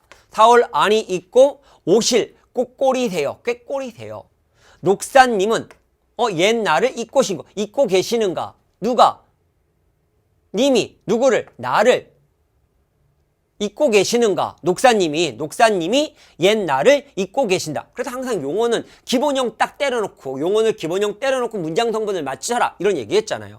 잊었다. 누구를? 나를. 누가? 녹사님이 무슨 무사, 무엇 다 무엇이라고 해요. 무슨 까닭으로 녹사님은 날 잊으셨습니까? 이런 거죠. 그러니까 켜있다. 높이 켜있는 등불 같다. 이야기만 알아도 다 진달래꽃 여기 보면서 사람 대단하지 않아요? 우리 님이니까. 모습을 얘기하고 있고 이죠. 뭐 이건 뭐 그냥 맞출 수 있는 거고요. 무슨 까닭으로 녹사님은 얘기를 하는 무심하구나 이런 내용은 아니니까요. 그래서 정답은 4번이 됐다 이렇게 되는 거죠. 그러니까 이건 스토리만 알고 있어도 풀 수 있는 거고 고 읽기만 조금만 잘했어도 답은 나올 수 있는 그런 형태입니다. 물론 학습이 돼 있다면 베스트고요. 학습이 안 돼 있어도 상황적으로 정서만 알고 있어도 풀 수 있는 그런 형태의 문제였습니다. 그 대신 말씀드리고 고전은 공부를 좀 자세히 하셔야 돼요. 고전은. 이건 여러 번 하셔야 됩니다. 자, 이제 한자 표기가 옳은 것은 네, 기침이 나와서 좀 끊고 갔습니다. 그래서 그분은 냉혹한 현실을 잘 견뎌냈다. 이 한자를 보면요. 이제 한자는 주로 이제 표기에 대한 내용이 나와요. 그럼 지금 여기에 나온 걸 보면 이 집실 얘기하고 있는 집실, 집에 있는 거잖아요. 집. 그 다음에 여기에서 얘기하고 있는 얘는 정답은 2번이 되겠고요. 그 다음에 여기에서 얘기하고 있는 근이라고 하는 것을 보면 삼갈근인데 사실 여기에는 뿌리근을 들어가야 되겠고 여기는 열매실이 들어가야 되겠죠. 여기에서 얘기하고 있는 건 빛에 해당하는 내용이 되는데 여기는 이제 빛체가 들어가는 것이 아니라 켈체가 들어가야 되는 그런 형태가 되겠죠. 그래서 정답은 2번이 됐고 대체적으로 여기에 있는 단어들이 조금 이제 수월한 단어들이잖아요. 보면 여기에서 얘기하는 건 열매실, 그리고 현실에 관련된 내용들은 많이 거론이 되고, 그 다음에 여기에서 근성이라고 하는 것도 보면, 근성이라고 하는 걸 보면 이제 뿌리 근자라고 하면 근본이 있다 뭐 이런 형태가 돼야 되잖아요. 그런 단어들이 어떤 기본적인 단어들이 나오고 많이 나온 내용이 나오기 때문에 1차적으로 보면 한자 표기는 기출 문제에 나와 있는 한자 정도는 이제 너무 많은 양의 한자보다는 기출 문제의 한자 정도만 좀 명확하게 정리하는 게 필요해요. 그리고 하나 더 한다면 한자 성어 같은 경우도 이제 완전히 어려운 건 안 나오거든요. 그래서 저는 요 올해 같은 경우에 다시 책을 만들면서 조금 어려운 한자들은 다 뺐어요. 그래서 보통 기출 한자 성어가 많이 나오고요. 고등학교 교과 과정에 나와 있는 한자 성어가 나와요. 그래서 그런 한자 성어에다가 그 한자 성어의 뜻을 알고 그다음에 한자 성어를 이제 도금하는 거죠. 네. 뜻을 알고 도금을 하다 보면 그 한자 그리고 옆에 한자가 표기되어 있거든요. 그 도금하는 과정 일단 뜻을 아니까 무슨 의미인지를 아니까 도금하는 과정 속에 옆에 있는 한자를 비교해 보면 그 정도의 한자를 알 수 있죠. 그 정도의 한자에서 이제 문제가 출제된다라고 보시면 될 것 같아요. 그래서 한자는 이 정도로 공부하고 만약에 이 외에 해당하는 내용들이 나온다면 어쩔 수 없죠. 뭐. 그러니까 세 개 중에 두세 개 정도만 아는 내용이 나와서 평균적으로 확률을 높이는 뭐 그 정도를 만들어야 되는 겁니다. 그렇죠? 그 정도 준비하시면 되지 않을까라고 보면 됩니다. 그래서 다시 말하면 기출 나왔던 한자 정도 정리를 잘 하시고 그다음에 한자 성어 같은 경우에서 본다면 일단은 먼저 뜻을 외운 다음에 도금하면서 옆에 나와 있는 한자의 뜻까지 같이 공부하는 요 정도의 한자는 공부를 해주셔야지. 그래도 공무원 준비하시는 거니까. 이게 나중에 공부하시는 분이 어쩔 수 없는데 1년을 가지고 준비하시는 분들은 그렇게 준비하시는 게 맞다라고 보시면 되겠습니다. 자, 그 다음에 화법입니다. 화법은 문제가 나오는 게 두 가지거든요. 사실은 말하기 방법. 그 말하기 방법에는 이제 전략도 있어요. 여기 이제 전략에 관련된 문제도 있고, 그 다음에 이제 화제에 대한 내용. 그러니까 사실적 사고랑 거의 동일하죠. 이 말이 있냐 없냐를 물어보는 그런 문제가 있습니다. 자, 여기에서 이제 내용을 보면 이거는 뭐 다 읽을 필요는 없을 것 같아요. 근데 봤을 때 여기 해당하지 않는 것을 본다면 정답은 몇 번? 2번이 되는 거거든요. 그러니까 지금 여기에서 얘기하고 있는 사회자는 발표자 간의 어떤 생각이 다른 이거 토의하고 있는 거기 때문에 서로 다른 의견을 조정한다라는 건 없어요. 네. 그래서 학술적인 주제에 대한 발표 형식. 근데 전부 다 뭐냐면 말하기 방식에 관련된 내용이거든요. 그러니까 이걸 읽는 방법은 이렇게 읽는 거죠. 뭘 얘기하려고? 뭘? 왜? 이런 거예요. 결국 오늘의 통일시대의 남북한 언어가 나아갈 길입니다. 논제를 제시한 거잖아요. 의사소통이라는 제목으로 논제 이걸 갖고 발표하자라고 얘기를 하면서 얘기했을 때 주제에 대한 발표 형식 딱 얘기했고 주제에 대한 발표 형식으로 진행한다. 이게 아니었군요. 네, 주제에 대한 발표 형식은 얘기하고 최 교수가 말하고 사회자가 이제 누구 말해주세요. 그럼 정 박사가 말하고 뭐 이런 형태로 가고 맨 마지막에 청중 A가 질문하는 형태로 됐으니까 일단 뭐 이견을 조정하는 건 없었어요. 그러면 이 화법을 읽을 때의 기본적인 방법은 뭐냐면 화제거리에 밑줄 치면서 왜, 뭘 이런 사고로 읽어나가는 연습을 반복적으로 한다면 이 문제 푸는 데는 어려움이 없다. 이렇게 보시면 되겠습니다. 정답은 2번이 되겠습니다. 이건 요 정도만 볼게요. 자, 그 다음에 이제 기억 리을에 보면 공손하게 말하기에 대한 설명이다. 기억 리을을 적용한 비의 대답으로 적절하지 않은 것을 봐라 하는 문제가 되겠습니다. 이거는 이제 보면 보통 그 이론적인 측면, 이건 교재에도 있어요. 뭐 양의 경률, 질의 경률, 뭐 요령의 뭐 이런 형태들. 그 다음에 얘기하고 있는 공손성의 원리. 뭐 이런 협력의 원리, 기본적인 몇 개의 이론 있잖아요. 그러니까 지금 여기에서 얘기하고 있는 것을 본다면 나타나는 게 봤을 때 근데 이걸 뭐 외우지 않아도 사실은 이건 수업 시간에 하면서 분류해서 외우긴 하는데 외우지 않아도 이 말의 조건에 맞게끔 추론하는 문제예요. 화법이긴 한데 자신을 상대방에게 낮추었다. 이건 겸양의 표현이잖아요. 네. 그럼 낮춰서 말하는 거예요. 낮춰서. 이번에 제출한 디자인 시안 정말 멋있었어. 아닙니다. 여러모로 겸손하네요. 겸양이고. 그럼 겸양이냐 아니냐만 물어보면 되는 거잖아요. 그러니까 사실은 뭐 외우지 않아도 되는 거예요. 근데 조금 더 편하게 풀려면 알아야 될 몇 가지 그 이론적인 내용이 있는데 그거 조금 분류해서 정리한 다음에 그 분류에 맞는 엑서사이즈 연습 많이 해보면 돼요. 교재엔 다 있어요. 상대방의 처지를 고려하여 상대방의 부담을 갖지 않은, 중요한 건 상대방이 부담. 제가 이제 이런 부분을 강조했잖아요. 네. 미안해요. 생각보다 길이 많이 막혀서 늦었어요. 괜찮아요. 쇼핑거리 기다리면 부담 주고 있지 않잖아요. 네, 상대방에게. 오케이. 자, 그 다음. 상대방이 관용을 베풀 수 있도록 문제를 자신의 탓. 자신의 탓을 얘기하는 거죠. 내 탓이요. 네. 혹시 내가 설명한 내용이 이해 가니? 내 목소리가 작아서 내용이 잘 안 들렸는데 다시 한번 크게 말해줄래? 내 목소리, 너 목소리. 이건 내 탓이 아니라 네 탓이잖아요. 그러니까 사실 여기에서 얘기하고 있는 건 상대방에게 부담을 주는, 예를 어긴 거라고 봐야 되겠죠. 그러니까 자신 답은 몇 번? 3번이 됐네요. 가오나 상대방이 동의하는 부분, 공통점 찾는 거죠. 네. 가오나 경희 생일 선물로 귀걸이 사주는 것은 어때? 그거 좋은 생각이네. 일단은 먼저 동조를 하죠. 하지만 경위의 취향 우리가 잘 모르니까 이러고 나가는 거니까 지금 여기에서 말하고 있는 걸 보면 동의하는 부분을 찾아 인정해 준 다음에 말을 하는 의견이니까 괜찮네요. 그래서 정답은 3번입니다.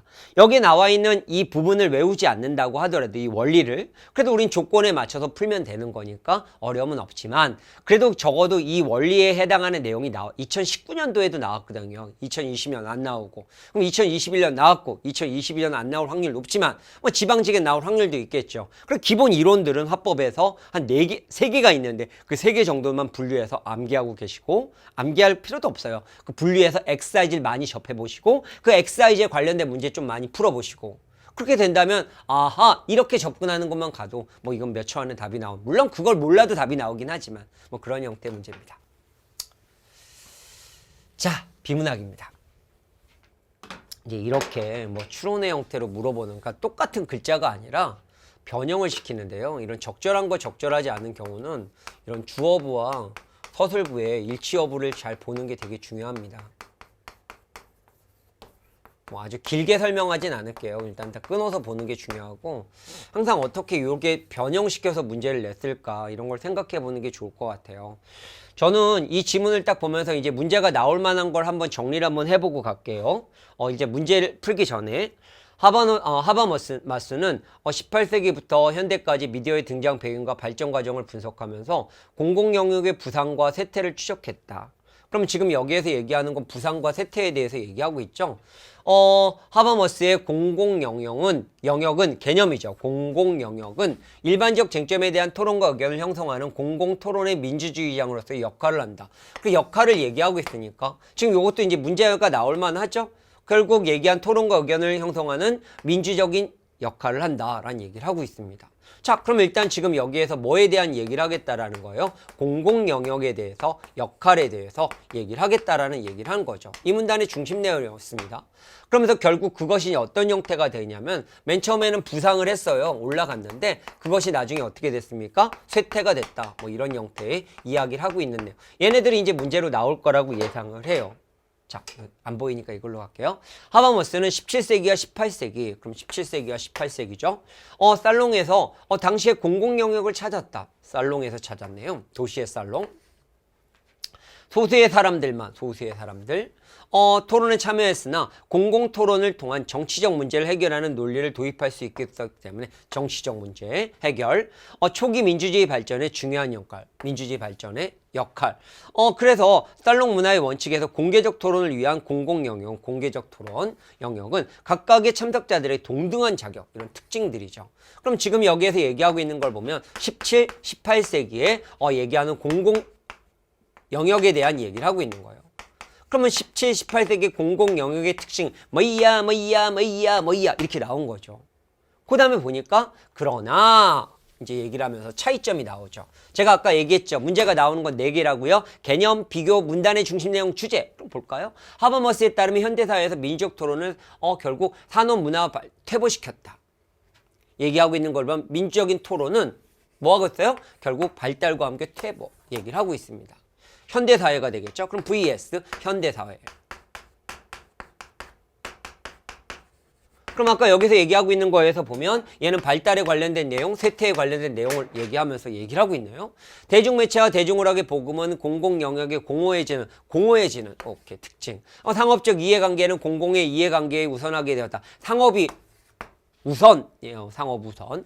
그래서 공공 여론은 개방적이고 함적인 토론을 통해서가 아니라, 그럼 아니면 뭔데? 조작하고 있고 통제를 하게 된다라는 형태가 되면서 특징, 이야 이렇게 나온 거란 말이에요. 자, 그 다음 미디어가 점차 상업화되면서 하버머스가 주장한 대로 공공 영역이 침식당하고 있다. 침식당하고 있어요. 네. 미디어는 광고 수입에 기대어 높은 시청률과 수익을 보장하는 콘텐츠 제작만을 선호한다. 얘기를 하면서 그 결과 공적 주제에 대한 시민들의 논의와 소통의 장이 줄어들어 결과적으로 공공 영역이 축소되었다 얘기를 하고 있습니다. 줄어들게 됐죠. 그러면서 이런 것을 많은 것을 약속한 미디어는 이제 민주주의 문제의 일부에 지나지 않는다라는 얘기를 하면서 결국 나타나는 어떤 특징들에 대해서 뭐야 얘기를 하고 있는 그런 내용이 되겠습니다. 그럼 얘네들 갖고 이제 변형해서 장난치는 문제가 나올 거라는 거예요. 자, 선지 볼까요? 가장 적절한 걸 찾는 거죠. 살롱 문화에서는 특정 사회 계층에 대한 비판적인 토론은 허용되지 않았다라는 얘기를 하고 있습니다. 자, 그러면 지금 여기에서 얘기하고 있는 것을 보면 허용됐어요, 안 했어요? 아까 허용했죠. 뭐라고 얘기했나요? 제가 왔다 갔다 하기 그러니까 비판했다라고 얘기를 하고 있었죠. 비판했다. 얘기를 하고 있으면서 논리 얘기하면서 그 민주주의에 대해서 비판을 하는 그런 형태의 내용이 나왔습니다. 주장이 나오고. 이거 똑같은 말은 나오진 않았지만 거기에서 얘기하고 있는 것을 두 번째 단락에 얘기하고 있는 것을 보면 참여했고 역할을 했고 문화의 공개적인 토론을 통해서 영역 각각의 참여에 동등한 자격을 부여했고 이런 식으로 자신의 주장을 하게 되었다라는 말이니까 비판적인 토론은 허용되지 않았다라는 말은 사용되진 않았네요. 항상 이렇게 주어부 서술부 끊어보세요. 2번 인터넷의 발달과 복음은 상업적 광고뿐만 아니라 공익 광고도 증강시켰다. 아니 얘를 어떻게 할까? 아까 쇠퇴시켰다고 얘기했죠. 현대사회를 얘기하고 있으니까 축소 밑에서 세 번째 줄에 얘기를 하고 있네요. 됐죠? 그 다음에 얘기하고 있는 것을 본다면 글로벌 미디어가 발달하더라도 국제사회의 공공 영역은 공허해지지 않는다. 아까 현대사회가 뭐라고 했었어요? 공허해졌다라고 얘기를 했죠. 네, 공허해졌다라는 말이 나온 것 세 번째 문단의 세 번째 줄 얘기를 하고 있어요. 그러니까 약간의 말을 돌려놓은 거예요. 수익성 위주의 미디어 플랫폼과 콘텐츠가 더 많아지면 현대사회죠. 민족 토론이 감소되었다. 그쵸? 축소 얘기를 하면서 맨 마지막에 두 번째, 첫 번째 줄에 보면, 마지막 근데 첫 번째 줄에 보면, 이런 상호흡파가 되면서 공공영역이 침식당하고 있고, 결국 축소되고 있고, 이렇게 되는 거니까 정답은 몇 번? 4번이 됐다. 결국 여기에서 이걸 얼핏 보면 뭐 같아요? 물어보는 게. 주어부 서술부 문제 같지만, 일치 불일치로 장난하는 문제가 나오고 있죠. 반면에 또 하나가 뭘 물어보냐면 4번은 뭘 물어보는 문제였어요? 결국 주제 문제였죠. 이거는 왜 썼어요? 라고 물어봤을 때 왜 썼어요? 라고 얘기한다면 결국 공공 영역이라는 게 발달했지만 쇠퇴했다. 현대사회는 어떻게? 쇠퇴했다. 이런 얘기하려고 글을 쓴 거 아니에요? 그럼 결국 이 문단의 중심 내용이 된 거고 문제를 만든 걸 본다면 그냥 옛날은 그냥 똑같이 그냥 문장을 갖다 썼는데 주어부 서술부에 도치시키고 말을 약간 변형시키고 선지가 길어지고 있고 이런 형태의 문제가 나오고 있어요. 그래서 저는 이제 공부할 때 어떻게 공부하냐면 이 선지 4개를 한 문제 한 문제로 봐라라고 하면서 지문에서 선지가 어떻게 나올 건지를 예상하는 연습. 그 다음에 선지를 보면서 내가 예상했던 본문에 있는 말이 선지로 어떻게 변형됐는가를 보는 연습. 이렇게 하는 과정에서 선지를 보는 거에 시간이 많이 가거나 애매했거나 틀렸을 때 형광펜으로 쳐놓은 다음에 다시 한번 본문을 보면서 내가 어떻게 변했는가를 분석하는 방법들 이런 것들을 계속 체계적으로 훈련했을 때 이제 몸에 입혀진다는 거죠. 이 학습을 하셔야 돼요. 비문학 그냥 문제 풀고 답 맞히고 왜 틀렸지? 아 맞아. 아니에요. 맞았다고 하더라도 거기서 끝나면 안 되죠. 왜? 비문학은 틀리는 게 문제가 아니라 시간이 쫓겨 무너질 수 있는 게 문제예요. 그거에 대한 대비를 하시긴 하셔야 됩니다. 자, 그 다음에 이 전개 순서에 관련된 문제가 나왔는데 이 전개 순서는 문제 푸는 원칙이 있죠. 일단 먼저 선지 보는 거죠. 그 다음에 접속사, 지시어, 그 다음에 화제어를 보는 거죠. 이게 익숙하신 분들은 이 문제를 잘 푸는 분들은 뭐 이런 걸 활용을 하시면서 풀면 되겠고, 안 되는 분들은 뭐 한두 개라도 계속 틀리거나 심적인 부담되는 분들은 기출문제를 통해서 여러 번 풀으셔야 돼요. 한 60개 정도 계속 반복적으로 돌리면서 내가 문제 푸는 나만의 루틴을 만들어야 되고, 이건 수능 볼 때까지, 수능이래네, 우리 시험 볼 때까지 계속 반복적으로 체화시켜주는 그런 작업은 하셔야 되는 거죠. 자, 볼까요? 선지를 먼저 보라는 말은 이제 기억과 리을을 보면 되는 거예요. 일단은 뭐부터 갈 것인가. 대설이란 많은 눈이 시간적 공간적으로 집중되어 내리는 현상이다. 그럼 대설에 대한 개념을 설명했죠. 그런데 쌓일 수 있어. 그럼 개념을 설명했으면 좀 부연 설명해야 되는데 바로 일로 갔으니까 기억은 아닌 것 같네요. 그럼 리을로 가는 거죠. 이때 대설의 기준으로, 그럼 대설 개념 설명한 거 맞겠네요. 24시간 새로 쌓인 눈이 5cm 이상이 예상될 때이다 라는 얘기가 됐어요. 그 다음에 선지로 가야 되겠죠. 그럼 순서로 왔으니까 니은 먼저 가볼까요? 니은을 가보니까 또한 경보는 24시간 적설량이 예설때이다 얘기를 하고 있습니다. 그 다음에 얘기하고 있는 것을 보면 그 다음에 뭐가 될까? 뭐 괜찮죠? 디귿. 다만 산지는 24시간 신적설이 30cm 이상 예상될 때 발령한다. 그럼 대설에 대한 개념이니까 괜찮죠? 네. 그 다음에 가볼까요? 기억.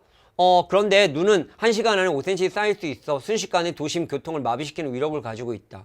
근데 매우 이뿐만 아니라 뭐 영향을 미친다. 괜찮죠? 이런 지시어 접속사. 접속사. 그러니까 답은 몇 번이 됐어요? 3번이 됐네요. 그래서 전 먼저 선지 보고 접속사, 지시어, 화제어 같은 경우를 갖고 확인하는데, 지금 여기에서는 대설이라는 개념을 얘기를 했으니까 사실 이때 대설, 이 화제어를 갖고 접근한 거였어요. 그러니까 리을 찾기가 편했고, 리을 찾은 다음에 나타나는 걸 보면 순서대로 간 거죠. 봤을 때 맥락이 어려움이 없었고요. 그래서 이런 문제 푸는 자신만의 어떤 루틴을 만들어서 연습을 하고, 만약에 한두 문제 틀렸던 분들은 언제든지 틀릴 가능성이 있기 때문에 이런 문제들을 많이 풀면서 몸에 입혀주는 작업을 하셔야 되는 거죠. 하나에 2개 틀렸으면 나 하나 2개 틀렸다가 맞힐 수 있는, 이게 아니라 근본적인 사고에 문제가 있다라고 생각하면서 능력 만들기는 계속 반복적으로 학습을 하셔야 돼요. 그래야지 안 틀리는 거고, 결국 알아, 풀 수 있을 것 같아, 그래서 망하는 거예요. 자, 다음 글의 사례로 적절한 것을 찾아라. 사실은 지금 여기에 나와 있는 내용은 저희 개념서에 다 나와 있는 내용이에요. 네, 그냥 한 문제도 빼놓지 않고 다 나왔어요. 네. 그쵸. 그러니까 뭐냐면 포맷들이 기출문제나 예원 모의고사에 다 나왔던 형태들이에요. 물론 나무의 철학 이런 시 같은 경우에 작품에 나오진 않았지만 그래도 모든 형태들이 거의 나왔기 때문에 뭐 이런 것도 마찬가지예요. 이것도 언어의 본질에 나와 있는 앞부분의 제일 첫 번째 패턴이에요. 언어는 인간은 내용 똑같아요. 인간 언어의 사용은 언어는 인간의 사고, 사회, 문화를 반영한다. 결국 사용하기 때문이다. 언어와 사고는 기본적으로 상호작용을 한다. 이게 포인트죠. 둘 중에 어느 것이 먼저 발달하고 영향을 주는지 알 수 없다. 그러나 언어와 사고가 서로 깊은 관계를 맺고 있다.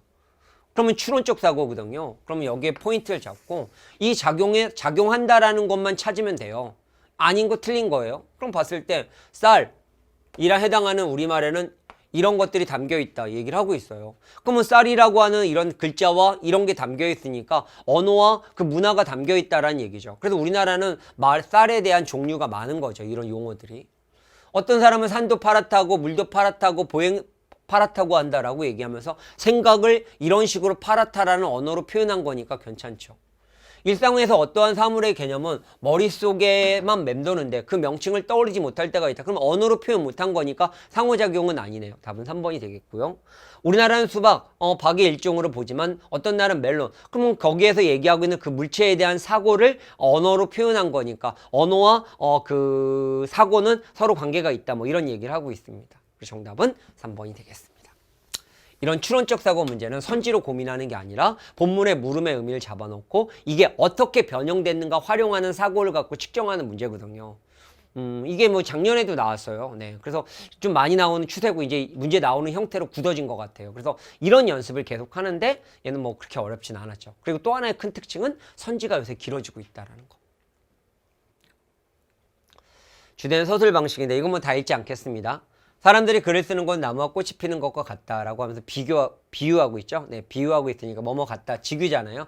비유하고 있는 그런 형태이기 때문에 답은 3번이 되겠고요. 설명 방식 문제는 문제로 잘 나오는 편이에요. 그래서 이론에서 많이 나오는 건 설명 방식, 논리적 사고, 오류 많이 나오는 거기 때문에 이거는 이제 개념 분류의 항목을 잘 정리하는 거죠. 그래서 딱 정리를 한다면 설명 방식에는 이제 동시적이 있고 동태가 있고 정태가 있는데 동적인 것들 같은 경우에는 서사가 있고 인과가 있고 과정이 있고 그 다음에 여기서 정적인 측면에 본다면 뭐가 있냐면 맨 처음에 접근을 한다면 분류 분석 순서를 오랜만에 하니까 분류 분석이 있고 그 다음에 얘기하고 있는 것을 본다면 예시가 있고 그 다음에 얘기하고 있는 것은 비교 대조가 있고 그 다음에 얘기하고 있는 거 묘사가 있고 뭐 이런 등등 뭐 정의 지정 뭐 이런 형태로 분류를 하면서 딱 항목들 딱 잡아놓고 비교 뭐 대조 뭐 이렇게 항목들 쭉 잡아놓은 다음에 그 특징들 잡아놓고 그 다음에 여기에 나와 있는 동적인 것도 항목을 잡아놓고 분류해 놓은 다음에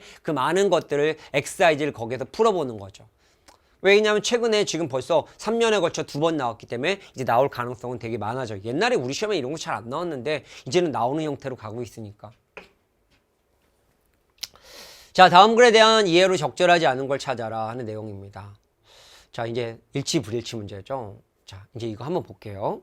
선지를 보면서 이제 지문이 나올 걸 예상하는 작업을 한번 해보는데 볼게요. 언어마다 고유의 표기 체계가 있는데 이는 읽기 과정에 영향을 미친다. 그러면 일단은 표기 체계에 대해서 얘기하고 있어요. 언어는 표기 체계에 따라 절차 수준이 달라진다. 알파벳 언어는 표기 체계에 따라 명령 달라진다라는 얘기를 하고 있어요. 자, 그럼 명령성 수준이 달라진다. 뭐 철자 읽기의 명령성 수준이 달라집니다. 뭐에 따라? 표기 체계에 따라. 이게 답이었죠. 네. 알파벳 언어의 철자 읽기는 주어부예요. 소리와 표기의 대응과 관련되는데 각 소리가 지닌 특성은 철자 읽기의 명료성을 판단하는 기준이 된다. 각 소리 지닌 특성, 소리가 지닌 특성. 그럼 소리가 지닌 특성. 근데 지금 여기는 뭐냐면 표기 체계죠. 근데 이걸 가지고 이제 문제 제기하는 분들이 있긴 한데 사실은 이 선지를 보면 표기의 체계잖아요. 그러니까 표기 체계에 따라서 얘기를 했는데 여기는 소리가 지닌 특성이라고 얘기했어요. 말은 좀 다르죠. 그러니까 답은 1번이 된 거죠. 그래서 이렇게 주어부 서술부를 끊어보면서 이 말이 본문에 있는 말과 내용이 맞냐 안 맞냐를 보는 게 되게 중요합니다. 이런 게 이제 연습하는 거거든요. 근데 보면 뭐 이걸 갖고 뭐 깊이 들어가면 맞지 않아요 주장을 하는데 뭐 그것까지는 아닌 것 같아요. 이거는 틀린 거다. 저는 이렇게 생각합니다. 자, 그다음에 이번의 내용을 보면 이번도 이제 보는 거예요. 이제 봤을 때 계속 가볼게요. 철자 읽기 명료하다라는 것은 이제 개념이죠. 명료하다라는 것은 한 글자에 대응하는 소리가 규칙적이었죠. 네. 규칙적이어서 결국 글자와 소리가 대응되면서 1대1이 되는 것이다. 의미한다라고 하면서 명령성의 개념. 그쵸? 또 이것도 이제 문제로 나올 수 있겠죠. 그리고 예를 들어서 이탈리아와 스페인어가 있다. 이 두 언어의 사용자는 의미를 전혀 모르는 새로운 단어를 발견하도 보자마자 정확한 발음을 한다. 이게 바로 뭐예요? 규칙적인 거죠. 이에 비해 VS가 되겠죠. 영어는 얘기를 하는 거니까 얘네들의 이제 상대적 차이가 문제를 나오겠죠. 철자 읽기의 명료성이 낮은 언어이다. 그럼 철자 읽기의 명료성이 낮아요. 그럼 명료성이 낮다라는 거네. 그럼 규칙적이에요? 안 규칙적이에요? 규칙적이지 않은 거죠. 그럼 VS니까 영어는 발음이 아예 나지 않은 묵음과 같은 예도 많은 편이고 글자에 대응하는 소리도 매우 다양하다. 그럼 얘는 매우 다양하네요. 얘는 다양하지 않고 1대1이 되는 거고요.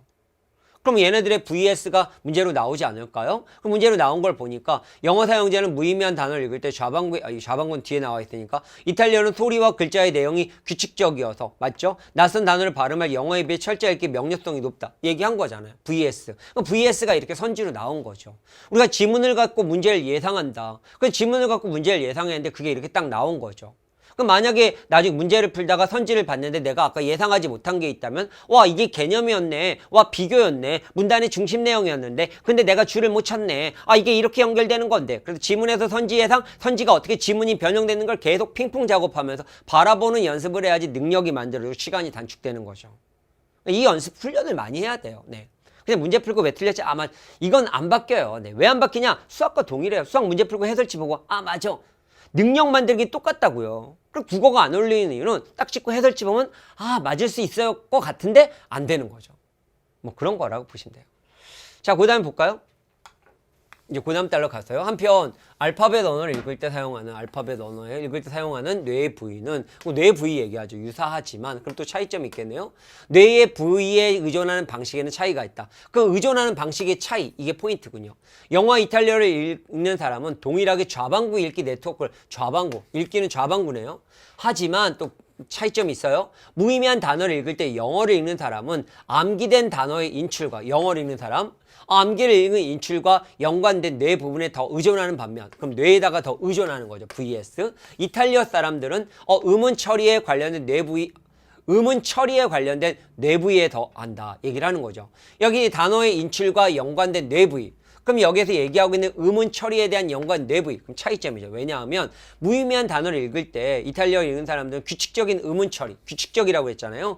영어 반면에 vs 영어를 읽는 사람들은 암기의 수많은 예외를 떠올리기 때문에 차이가 나타난다 이유를 얘기를 하고 있는 거예요. 그러니까 지금 여기에 나와 있는 내용을 봤을 때 2번 영어 사용자는 무의미한 단어를 읽을 때 좌반구 읽기 네트워크를 활용하면서 암기된 단어 맞죠? 영어는 암기고요. 근데 영어는 음운 처리 규칙에 적용되지 않은 예외들이 많다고 했죠? 음운 규칙적인 건 뭐야? 이탈리아죠. 스페인어에 비해 소리와 글자의 대응이 덜 규칙적이다. 규칙적인 거 덜하죠? 네, 그래 답은 1번이 된 것. 그러니까 여기도 문제를 보면 VS를 갖고 만든 거네요. 영어와 이탈리아에서 VS에 관련된 내용이 나온 게 하나, 둘, 세 개가 되네요. 그쵸? 뭐 그 정도 보는 거죠. 그러니까 우리가 지문 갖고 문제 충분히 예상할 수 있다니까요. 그럼 왜 그런데요? 이건 제가 수업 시간에 많이 말을 하지만 문제를 만드는 건 문제를 만드는 게 어려운 게 아니라니까요. 어떤 게 어렵냐면 좋은 지문을 발췌하는 거예요. 그럼 좋은 지문이라는 건 뭐냐? 개념과 VS가 잘 교묘하게 잘 섞여 있는 지문이에요.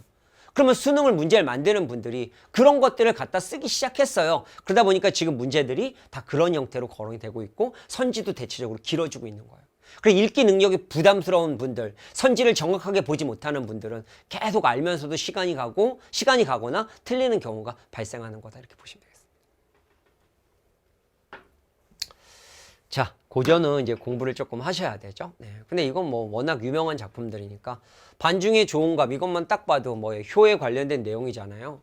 자, 용언을 읽을 때 아까 어떻게 읽으라고 그랬죠? 네, 기본 용언부터 읽고 고와도 기본형 곱다 보이다 네 뭐가 반중에 좋은 감이 고와도 보인다 곱게 보이다 뭐 이런 거죠. 유자가 아니라도 품음직도 하다 품음직도 하다 유자가 아니라도 뭐를 좋은 감을 항상 생략된 건 위아래 어딘가 다 있다고 그랬어요. 서러워한다 그것을 뭘 없는 것을 뭐가 없어 품어가 반길 사람이 없다 품다 뭐를 감을 품어가 반길 사람을 없을 때 그것을 서러워한다. 반길 부모가 없으면 서러워한다 하면서 효에 관련된 내용이었죠. 네. 이건 워낙 시험에도 우리 많이 나왔던 것. 동짓달 기나긴 밤 허리를 베어내어 잘랐다. 뭐를? 기나긴 밤에 허리를 누가? 내가 동짓. 밤이 길죠. 춘풍 이불 아래 서리서리 넣었다가 넣다. 뭐를? 밤을 누가? 내가 어디에? 춘풍 이불 아래. 이런 식의 읽기 연습이에요. 네. 구비구비 펴리라. 뭐를? 동짓달 기나긴 밤의 내용을 언제? 버론님 오신 날 밤에. 그러면 뭐야? 동짓달 기나긴 밤 동안 내가 님 생각했던 마음을 구비구비 펼쳐서 님에게 보여주겠다. 뭐 님에 대한 그리움이죠. 조선시대의 작품의 60%는 자연치나 자연감상 풍류생활 물화일체 강화한적 안분지적 자연 소재만 나오면 말없는 청산 끝없는 유수 값없는 청풍 임자 없는 명월 이 중에 병 없는 이 몸이 분별 없이 늙으리라 이 중에 어떤 중에 이 앞에 있는 중 그게 뭐야? 자연치나 자연감상 풍류생활 물화일체 강화한적 안분지적 안민학도 이런 거죠. 농암에 올라보니 노안이 유명이로다. 농암에 올랐어요? 그래, 노안이 유명이로다. 인사가 변한들 산천이야. 다가 셀까? 얘기하고 있는 거. 그럼 인사가 변한들 산천이야 다를까? 뭐 이런 얘기죠. 암전에 그러니까 바위 앞에 모수 뭐고 물과 언덕이 어제 본 듯 하여라. 결국 이제 다시 돌아와서 고향을 다시 보니까 변함이 없어요. 반가운 거죠. 이 얘기하고 있는 거. 고사 인용을 통해 돌아가신 부모에 대한 그림. 오케이. 의태어, 음태어. 아까 뭐 구비구비 의태어 있죠? 네. 대꾸와 반복을 통해서 뭐 대꾸 엄청 많죠. 형식 비슷이. 대꾸고요. 자연에 기여하고자 하는 의지 얘기를 하고 있는 걸 보겠고 그러니까 여기서 얘기하고 있는 거면 분별 없이 늙고 싶다라고 하는 거니까 늙으리라 뭐 얘기하니까 의지 괜찮죠? 네. 라는 자연과의 대조를 통해서 허약해진 노년의 무력함을 얘기를 하고 있는 게 아니라 반갑다라는 거죠. 그럼 인사는 변한들, 사람은 변한들 산천이야 변하지 않는다 뭐 이런 얘기를 하고 있는데 자연과의 대조를 통해 허약해진 노년이 아니라 반가움을 얘기하고 있으니까 이거 틀렸죠. 정답은 4번. 그래서 고전은 좀 공부를 하셔야 된다라고 보시면 되겠습니다. 근데 뭐 어느 정도 하신다면 뭐 이런 것들이야 뭐 편하게 맞히겠죠. 이것도 교재에 나와 있던 내용이고요.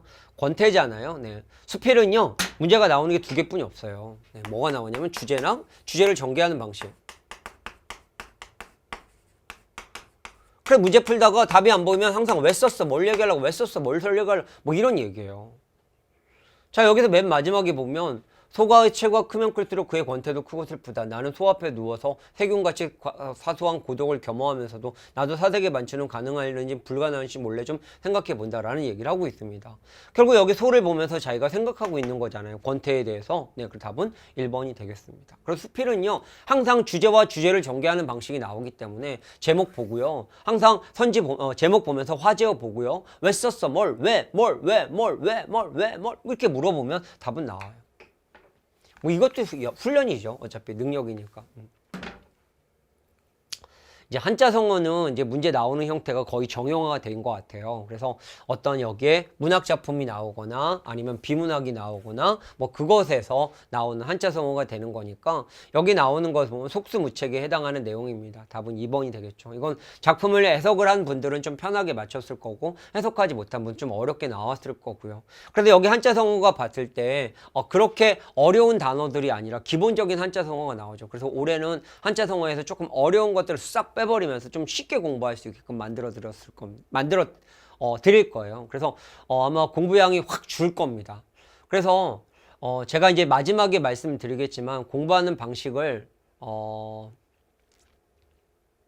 커리를 간단하게만 소개를 할게요. 자, 일단은 이렇게 보겠고요. 한자 성어 공부하는 방법은 아까도 말씀드렸지만 일단 단어 뜻을 먼저 외우시고요. 그리고 나서 이렇게 도금을 할 수 있는 연습을 하시고요. 그 도금하는 과정 속에 우리 단어 뜻이 한자 성어의 뜻이 외워져 있으니까 그 옆에 한자를 같이 병행해서 준비하는 작업까지 한다면 한자 성어와 한자 공부한 거예요. 그리고 나서 기출문제에 나왔던 한자 정도만 학습해 주신다면 한자 끝 이렇게 보시면 되겠습니다. 자, 시죠. 네. 시 문제를 풀 때 시는요 산문이라고 생각하고 읽으라고 얘기했고 이거 연습을 많이 해야 되는데 일단 제목 먼저 보는 거예요. 나무의 철학 이렇게 보겠고요. 제목 안 보면 안 돼요. 그래서 우리 시를 읽을 때는 단어의 외제적 해석하지 말고 그 의미가 뭔가 문장을 만들어서 이야기로 만들어서 상황을 보라고 얘기했어요. 제목이 뭐냐면 나무의 철학. 살아가노라면 가슴 아픈 일이 한두 가지겠는가? 누가 생각하고 있어요? 나무가 생각하고 있죠.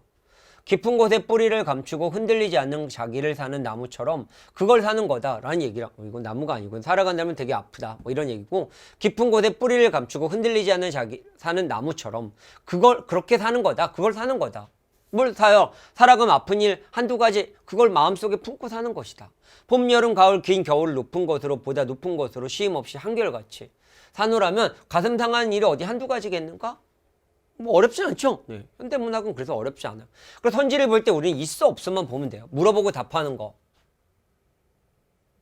물어보고 답해요? 아니죠. 한두 가지겠는가? 이거 서리법이잖아요. 알면서 물어보는 거니까 서리법, 문답법은 아니에요. 네.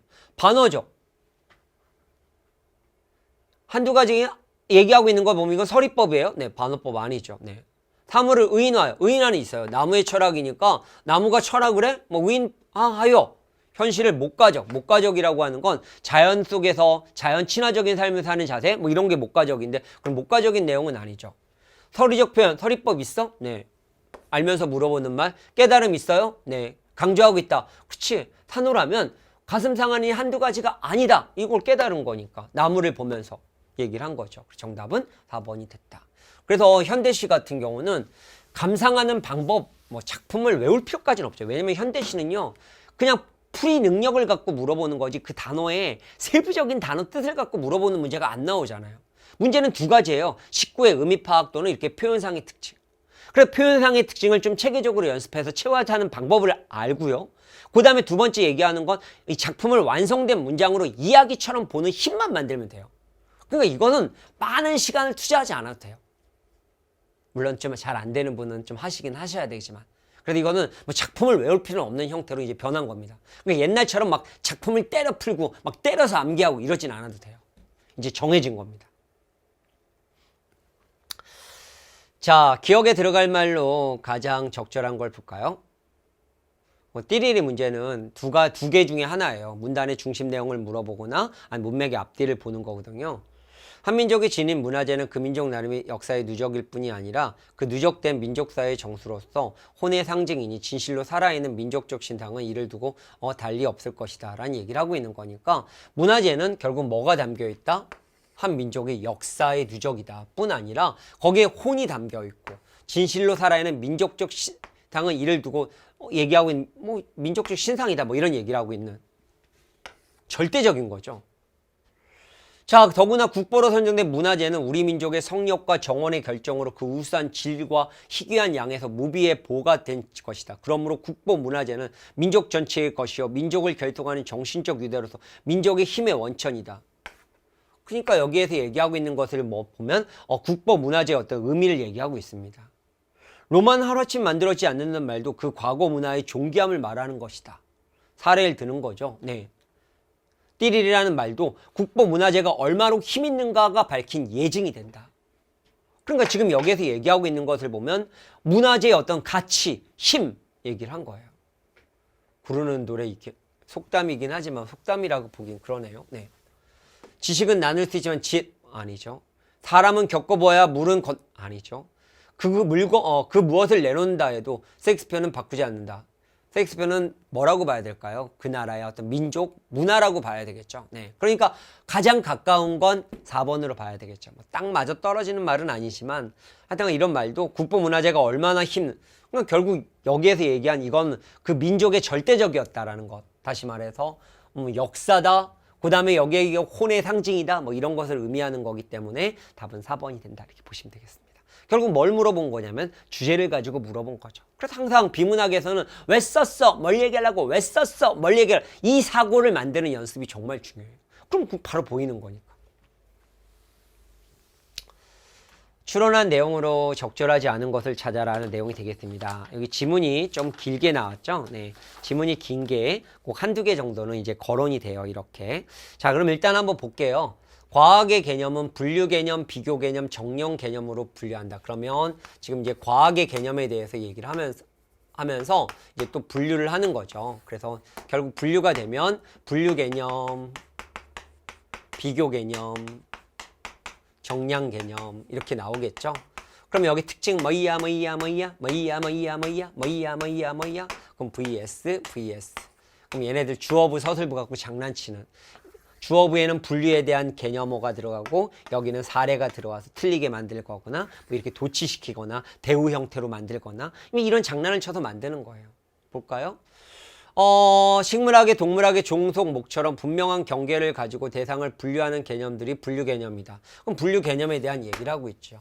분명한 개념을 경계를 가지고 분류하는 거. 어린이들이 맨 처음에 배우는 단어인 사과, 개, 나무 같은 것 역시 분류 개념인데 하위 개념으로 분류할 때는 분류할수록 VS죠. 하위 개념, 상위 개념이니까 하위 개념으로 분류할수록 그 대상에 대한 정보가 더 많이 전달된다. 그럼 반대로 얘기하면 상위 개념으로서 정보가 더 적게 전달된다. 얘기하고 있는 거죠. 얘가 문제가 나온 거예요. 문제를 보면 호랑나비는 뭐가 되는 걸까요? 하위어가 되겠고요. 그 다음에 얘는 뭐예요? 상위어가 되는 거죠. 그러면 하위어는 상위어와 동일한 종에 속하지만 나비에 비해 정보량이 적다라는 얘기를 하고 있습니다. 여기에서 얘기하고 있는 것을 보면 나비에 비해 나비가 상위어가 되는 거잖아요.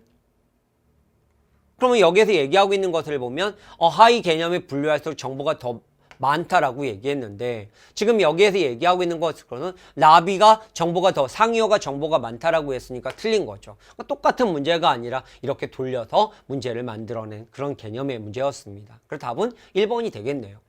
됐죠? 자, 그 다음에 두 번째 이제 보면 더 무거움, 더 짧음 등과 같은 비교 개념은 분류 개념보다 설명에 있어서 정보 전달에 더 효과적이다라는 얘기를 하고 있습니다. 여기에서 보면 정보 전달에 더 효과적 얘기를 하면서 이것은 분류 개념처럼 자연의 사실에 적용되어야 하지만 분류 개념과는 달리 또 VS죠. 논리적 관계도 반드시 성립해야 된다. 그럼 두 가지가 있어야 돼요. 얘처럼 자연의 사실에다가 플러스 논리적인 관계. 얘네들이 문제로 나오겠죠. 그 다음에 이게 마지막으로 정량 개념을 얘기를 하고 있습니다. 비교 개념으로부터 발전된 것인데 이것은 자연의 사실로부터 파악할 수 있는 물리량을 측정함으로써 만드는 물리량을 측정. 네. 측정하기 위해서 몇 가지 규칙이 필요한데 그 규칙에는 물리량 크기를 비교하는 경험적 규칙과 또 하나 그다음에 물리량의 측정 단위를 정하는 규칙, 측정 단위를 정하는 규칙. 두 얘기를 하고 있습니다. 이러한 정량 개념은 자연에 의해서 이루어지는 것이 아니라 우리가 자연현상에 수를 적용하는 과정이 생기는 것인데 정량 개념은 과학의 언어를 수많은 비교 개념 대신에 수를 사용하기에 과학 발전의 기초가 된다라는 얘기를 하고 있습니다. 자, 그러면 지금 여기에서 얘기하고 있는 것을 본다면 얘 분류 개념이니까 분류 개념으로 가면 되겠죠? 분류 개념. 용은 현실 세계에 적용할 수 있는 지식물이 없더라도 그러면 거기에서 얘기해 용이 나와 있는 내용을 한번 분류가 나와 있는 내용을 한번 볼게요. 그러면 여기에서 얘기하고 있는 것을 본다면 그 예를 드는 거 있죠. 1문단의 밑에서 세 번째 줄에 보니까 예를 들어 유리콘이라는 개념은 이마에 달린 뿔 짠짠짠 인정한다. 여기에서 보면 봤을 때 현실 세계 적용 대상이 하나도 없는 부류에 해당하는 내용의 특징이죠. 이렇게 보시면 되겠고요. 3번은 꽃이나 고양이 같은 개념 논리적 관계를 따라야 하는 것은 아니기 때문에 비교 개념에 포함되지 않는다라는 얘기를 하고 있습니다. 자, 그러면 여기에서 얘기하고 있는 것은 논리적 관계가 아니죠. 얘네들은 뭐가 될까요? 맞는 말이에요. 꽃이나 고양이 같은 논리적인 내용이 아닌 건 맞으니까 비교 개념은 아니고 비교 개념은 논리적이라고 얘기했잖아요. 그럼 얘도 아니고. 물리량을 측정할 수 있는 센티미터나 킬로그램과 같은 특정 단위는 자연형과 수를 적용할 수 있게 해준다. 이건 맨 마지막에 얘기하고 있는 것을 보면 정량 개념으로 가는 그런 내용이었었죠. 그래서 마지막 문단 두 번째 줄에 그런 말들이 있죠. 이렇게 보시면 되겠습니다. 그래서 정답은 1번이 된 형태가 된 겁니다. 자, 여기까지 일단 설명을 했고요. 이제 제가 전체적으로 정리를 하면서 공부할 방향을 말씀을 드릴게요.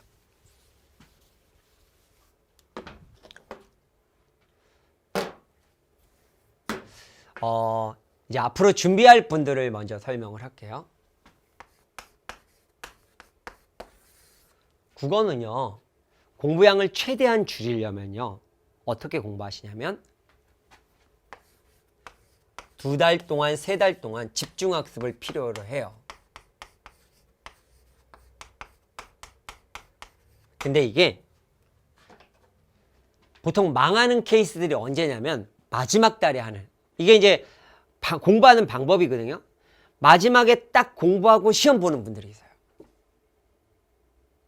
이런 분들은 기출문제는 익숙해서 풀지 모르겠지만 변형이 나오면 틀리는 경우가 많이 발생돼요. 이 공부 순서가 달라져야 돼요.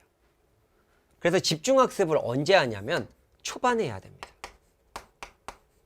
이건 뭐 암기 과목이 아니잖아요. 네. 능력을 기르는 학습이 있단 말이에요. 그리고 나서 하루에 그 다음부터는 그 이유는 30분에서 1시간 꾸준히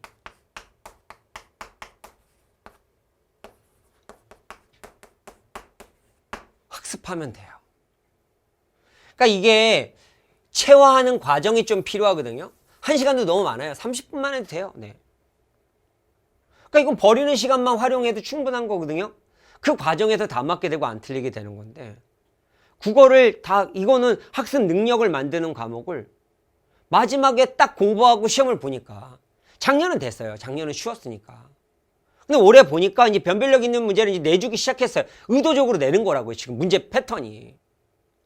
그렇기 때문에 진짜 고득점을 맞으려면 이제는 초반에 2-3달 몰아쳐서 딱 하루에 한 3시간 정도씩 시간 투자해서 빡 공부하고 그 다음에는 30분씩만 유지하면 몇 회독 이런 거 안 해도 돼요. 네, 그냥 끝이에요. 네, 끝. 그래서 어떻게 공부하시냐면 제가 이제 먼저 얘기하면 문법은요. 이제 제 강의 간단히 소개할게요. 길지 않아요. 저는 스튜디오를 촬영하고 다 기획해서 시뮬레이션 연습을 많이 해서 수업을 진행을 하는 거예요. 그렇기 때문에 현장에서 공부하는 것보다 쓸데없는 말 안 해서 양을 확 줄이고 공부의 프로그램으로 돌리거든요.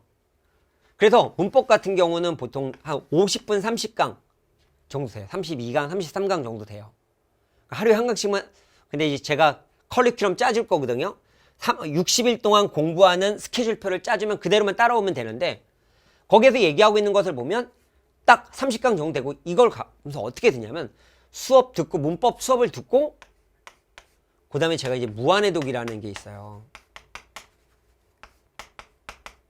이천제. 영어 문제집 중에 좋은 문법 문제, 영어 문법책 중에 좋은 문법책은 엑사이즈가 많은 문법책이죠. 근데 우리 그 문법책에는 엑사이즈가 많은 문법책이 없어요. 근데 여기는 2000개가 있단 말이에요. 그래서 올해도 완전히 바꿀 건데요. 왜냐면 이제 아주 어려운 것들, 예외 같은 거 다 뺄 거예요. 네, 그러면서 시험에 나올 만한 형태로 이제 문제를 만들 거고요. 이 무한해독을 하는데, 이 문법 수업을 듣고, 그러니까 사례를 통해서 개념을 체화하는 거죠. 그래서 2000번을 연습하는 거예요. 딱 보자마자 그냥 입에서 바로바로 안 나오면 한 번 더 하는 거예요. 그리고 그걸 체크해 두는 거예요. 그리고 여기에서 만약 무한해독은 한 30분 정도 되거든요. 2, 30분? 매일, 이건 20강 정도 돼 있어요. 문법 20강뿐이 안 돼. 20강인데 이거를 요때 지하철 타고 다니면서 15분 동안, 이때는 1.5배속으로 들으면 돼요. 그러면 15분, 20분 동안만 그냥 제가 물어보는 걸 대답하면 돼요. 그냥 놀이하듯이만 하면 한 3, 4번만 돌려도 문법은 그냥 돼요. 별 다르게 공부할 필요가 없어요. 그래서 한 방에 딱 끝내주고 체화하는 거예요. 맨날 할 필요도 없어요. 네. 그냥 뭐 이틀에 한 번씩 20분씩 길거리에서 지하철 타고 다니는 버리는 시간 이렇게 공부하는 거죠. 그리고 이제 비문학인데, 비문학은 보통 뭐 그냥 넘어가는 분들이 이제 아까 얘기했죠. 1, 2등급인 분들은 유형을 알고 그냥 문제 많이 풀면 되는데 3등급 이하인 분은 공부를 많이 하셔야 돼요. 네. 안 바뀌어요. 이건 잘 실력이. 열심히 공부해갖고 다른 과목 열심히 공부하고 국어 때문에 시간 쫓겨갖고 망하는 경우 발생하면 어떡해요.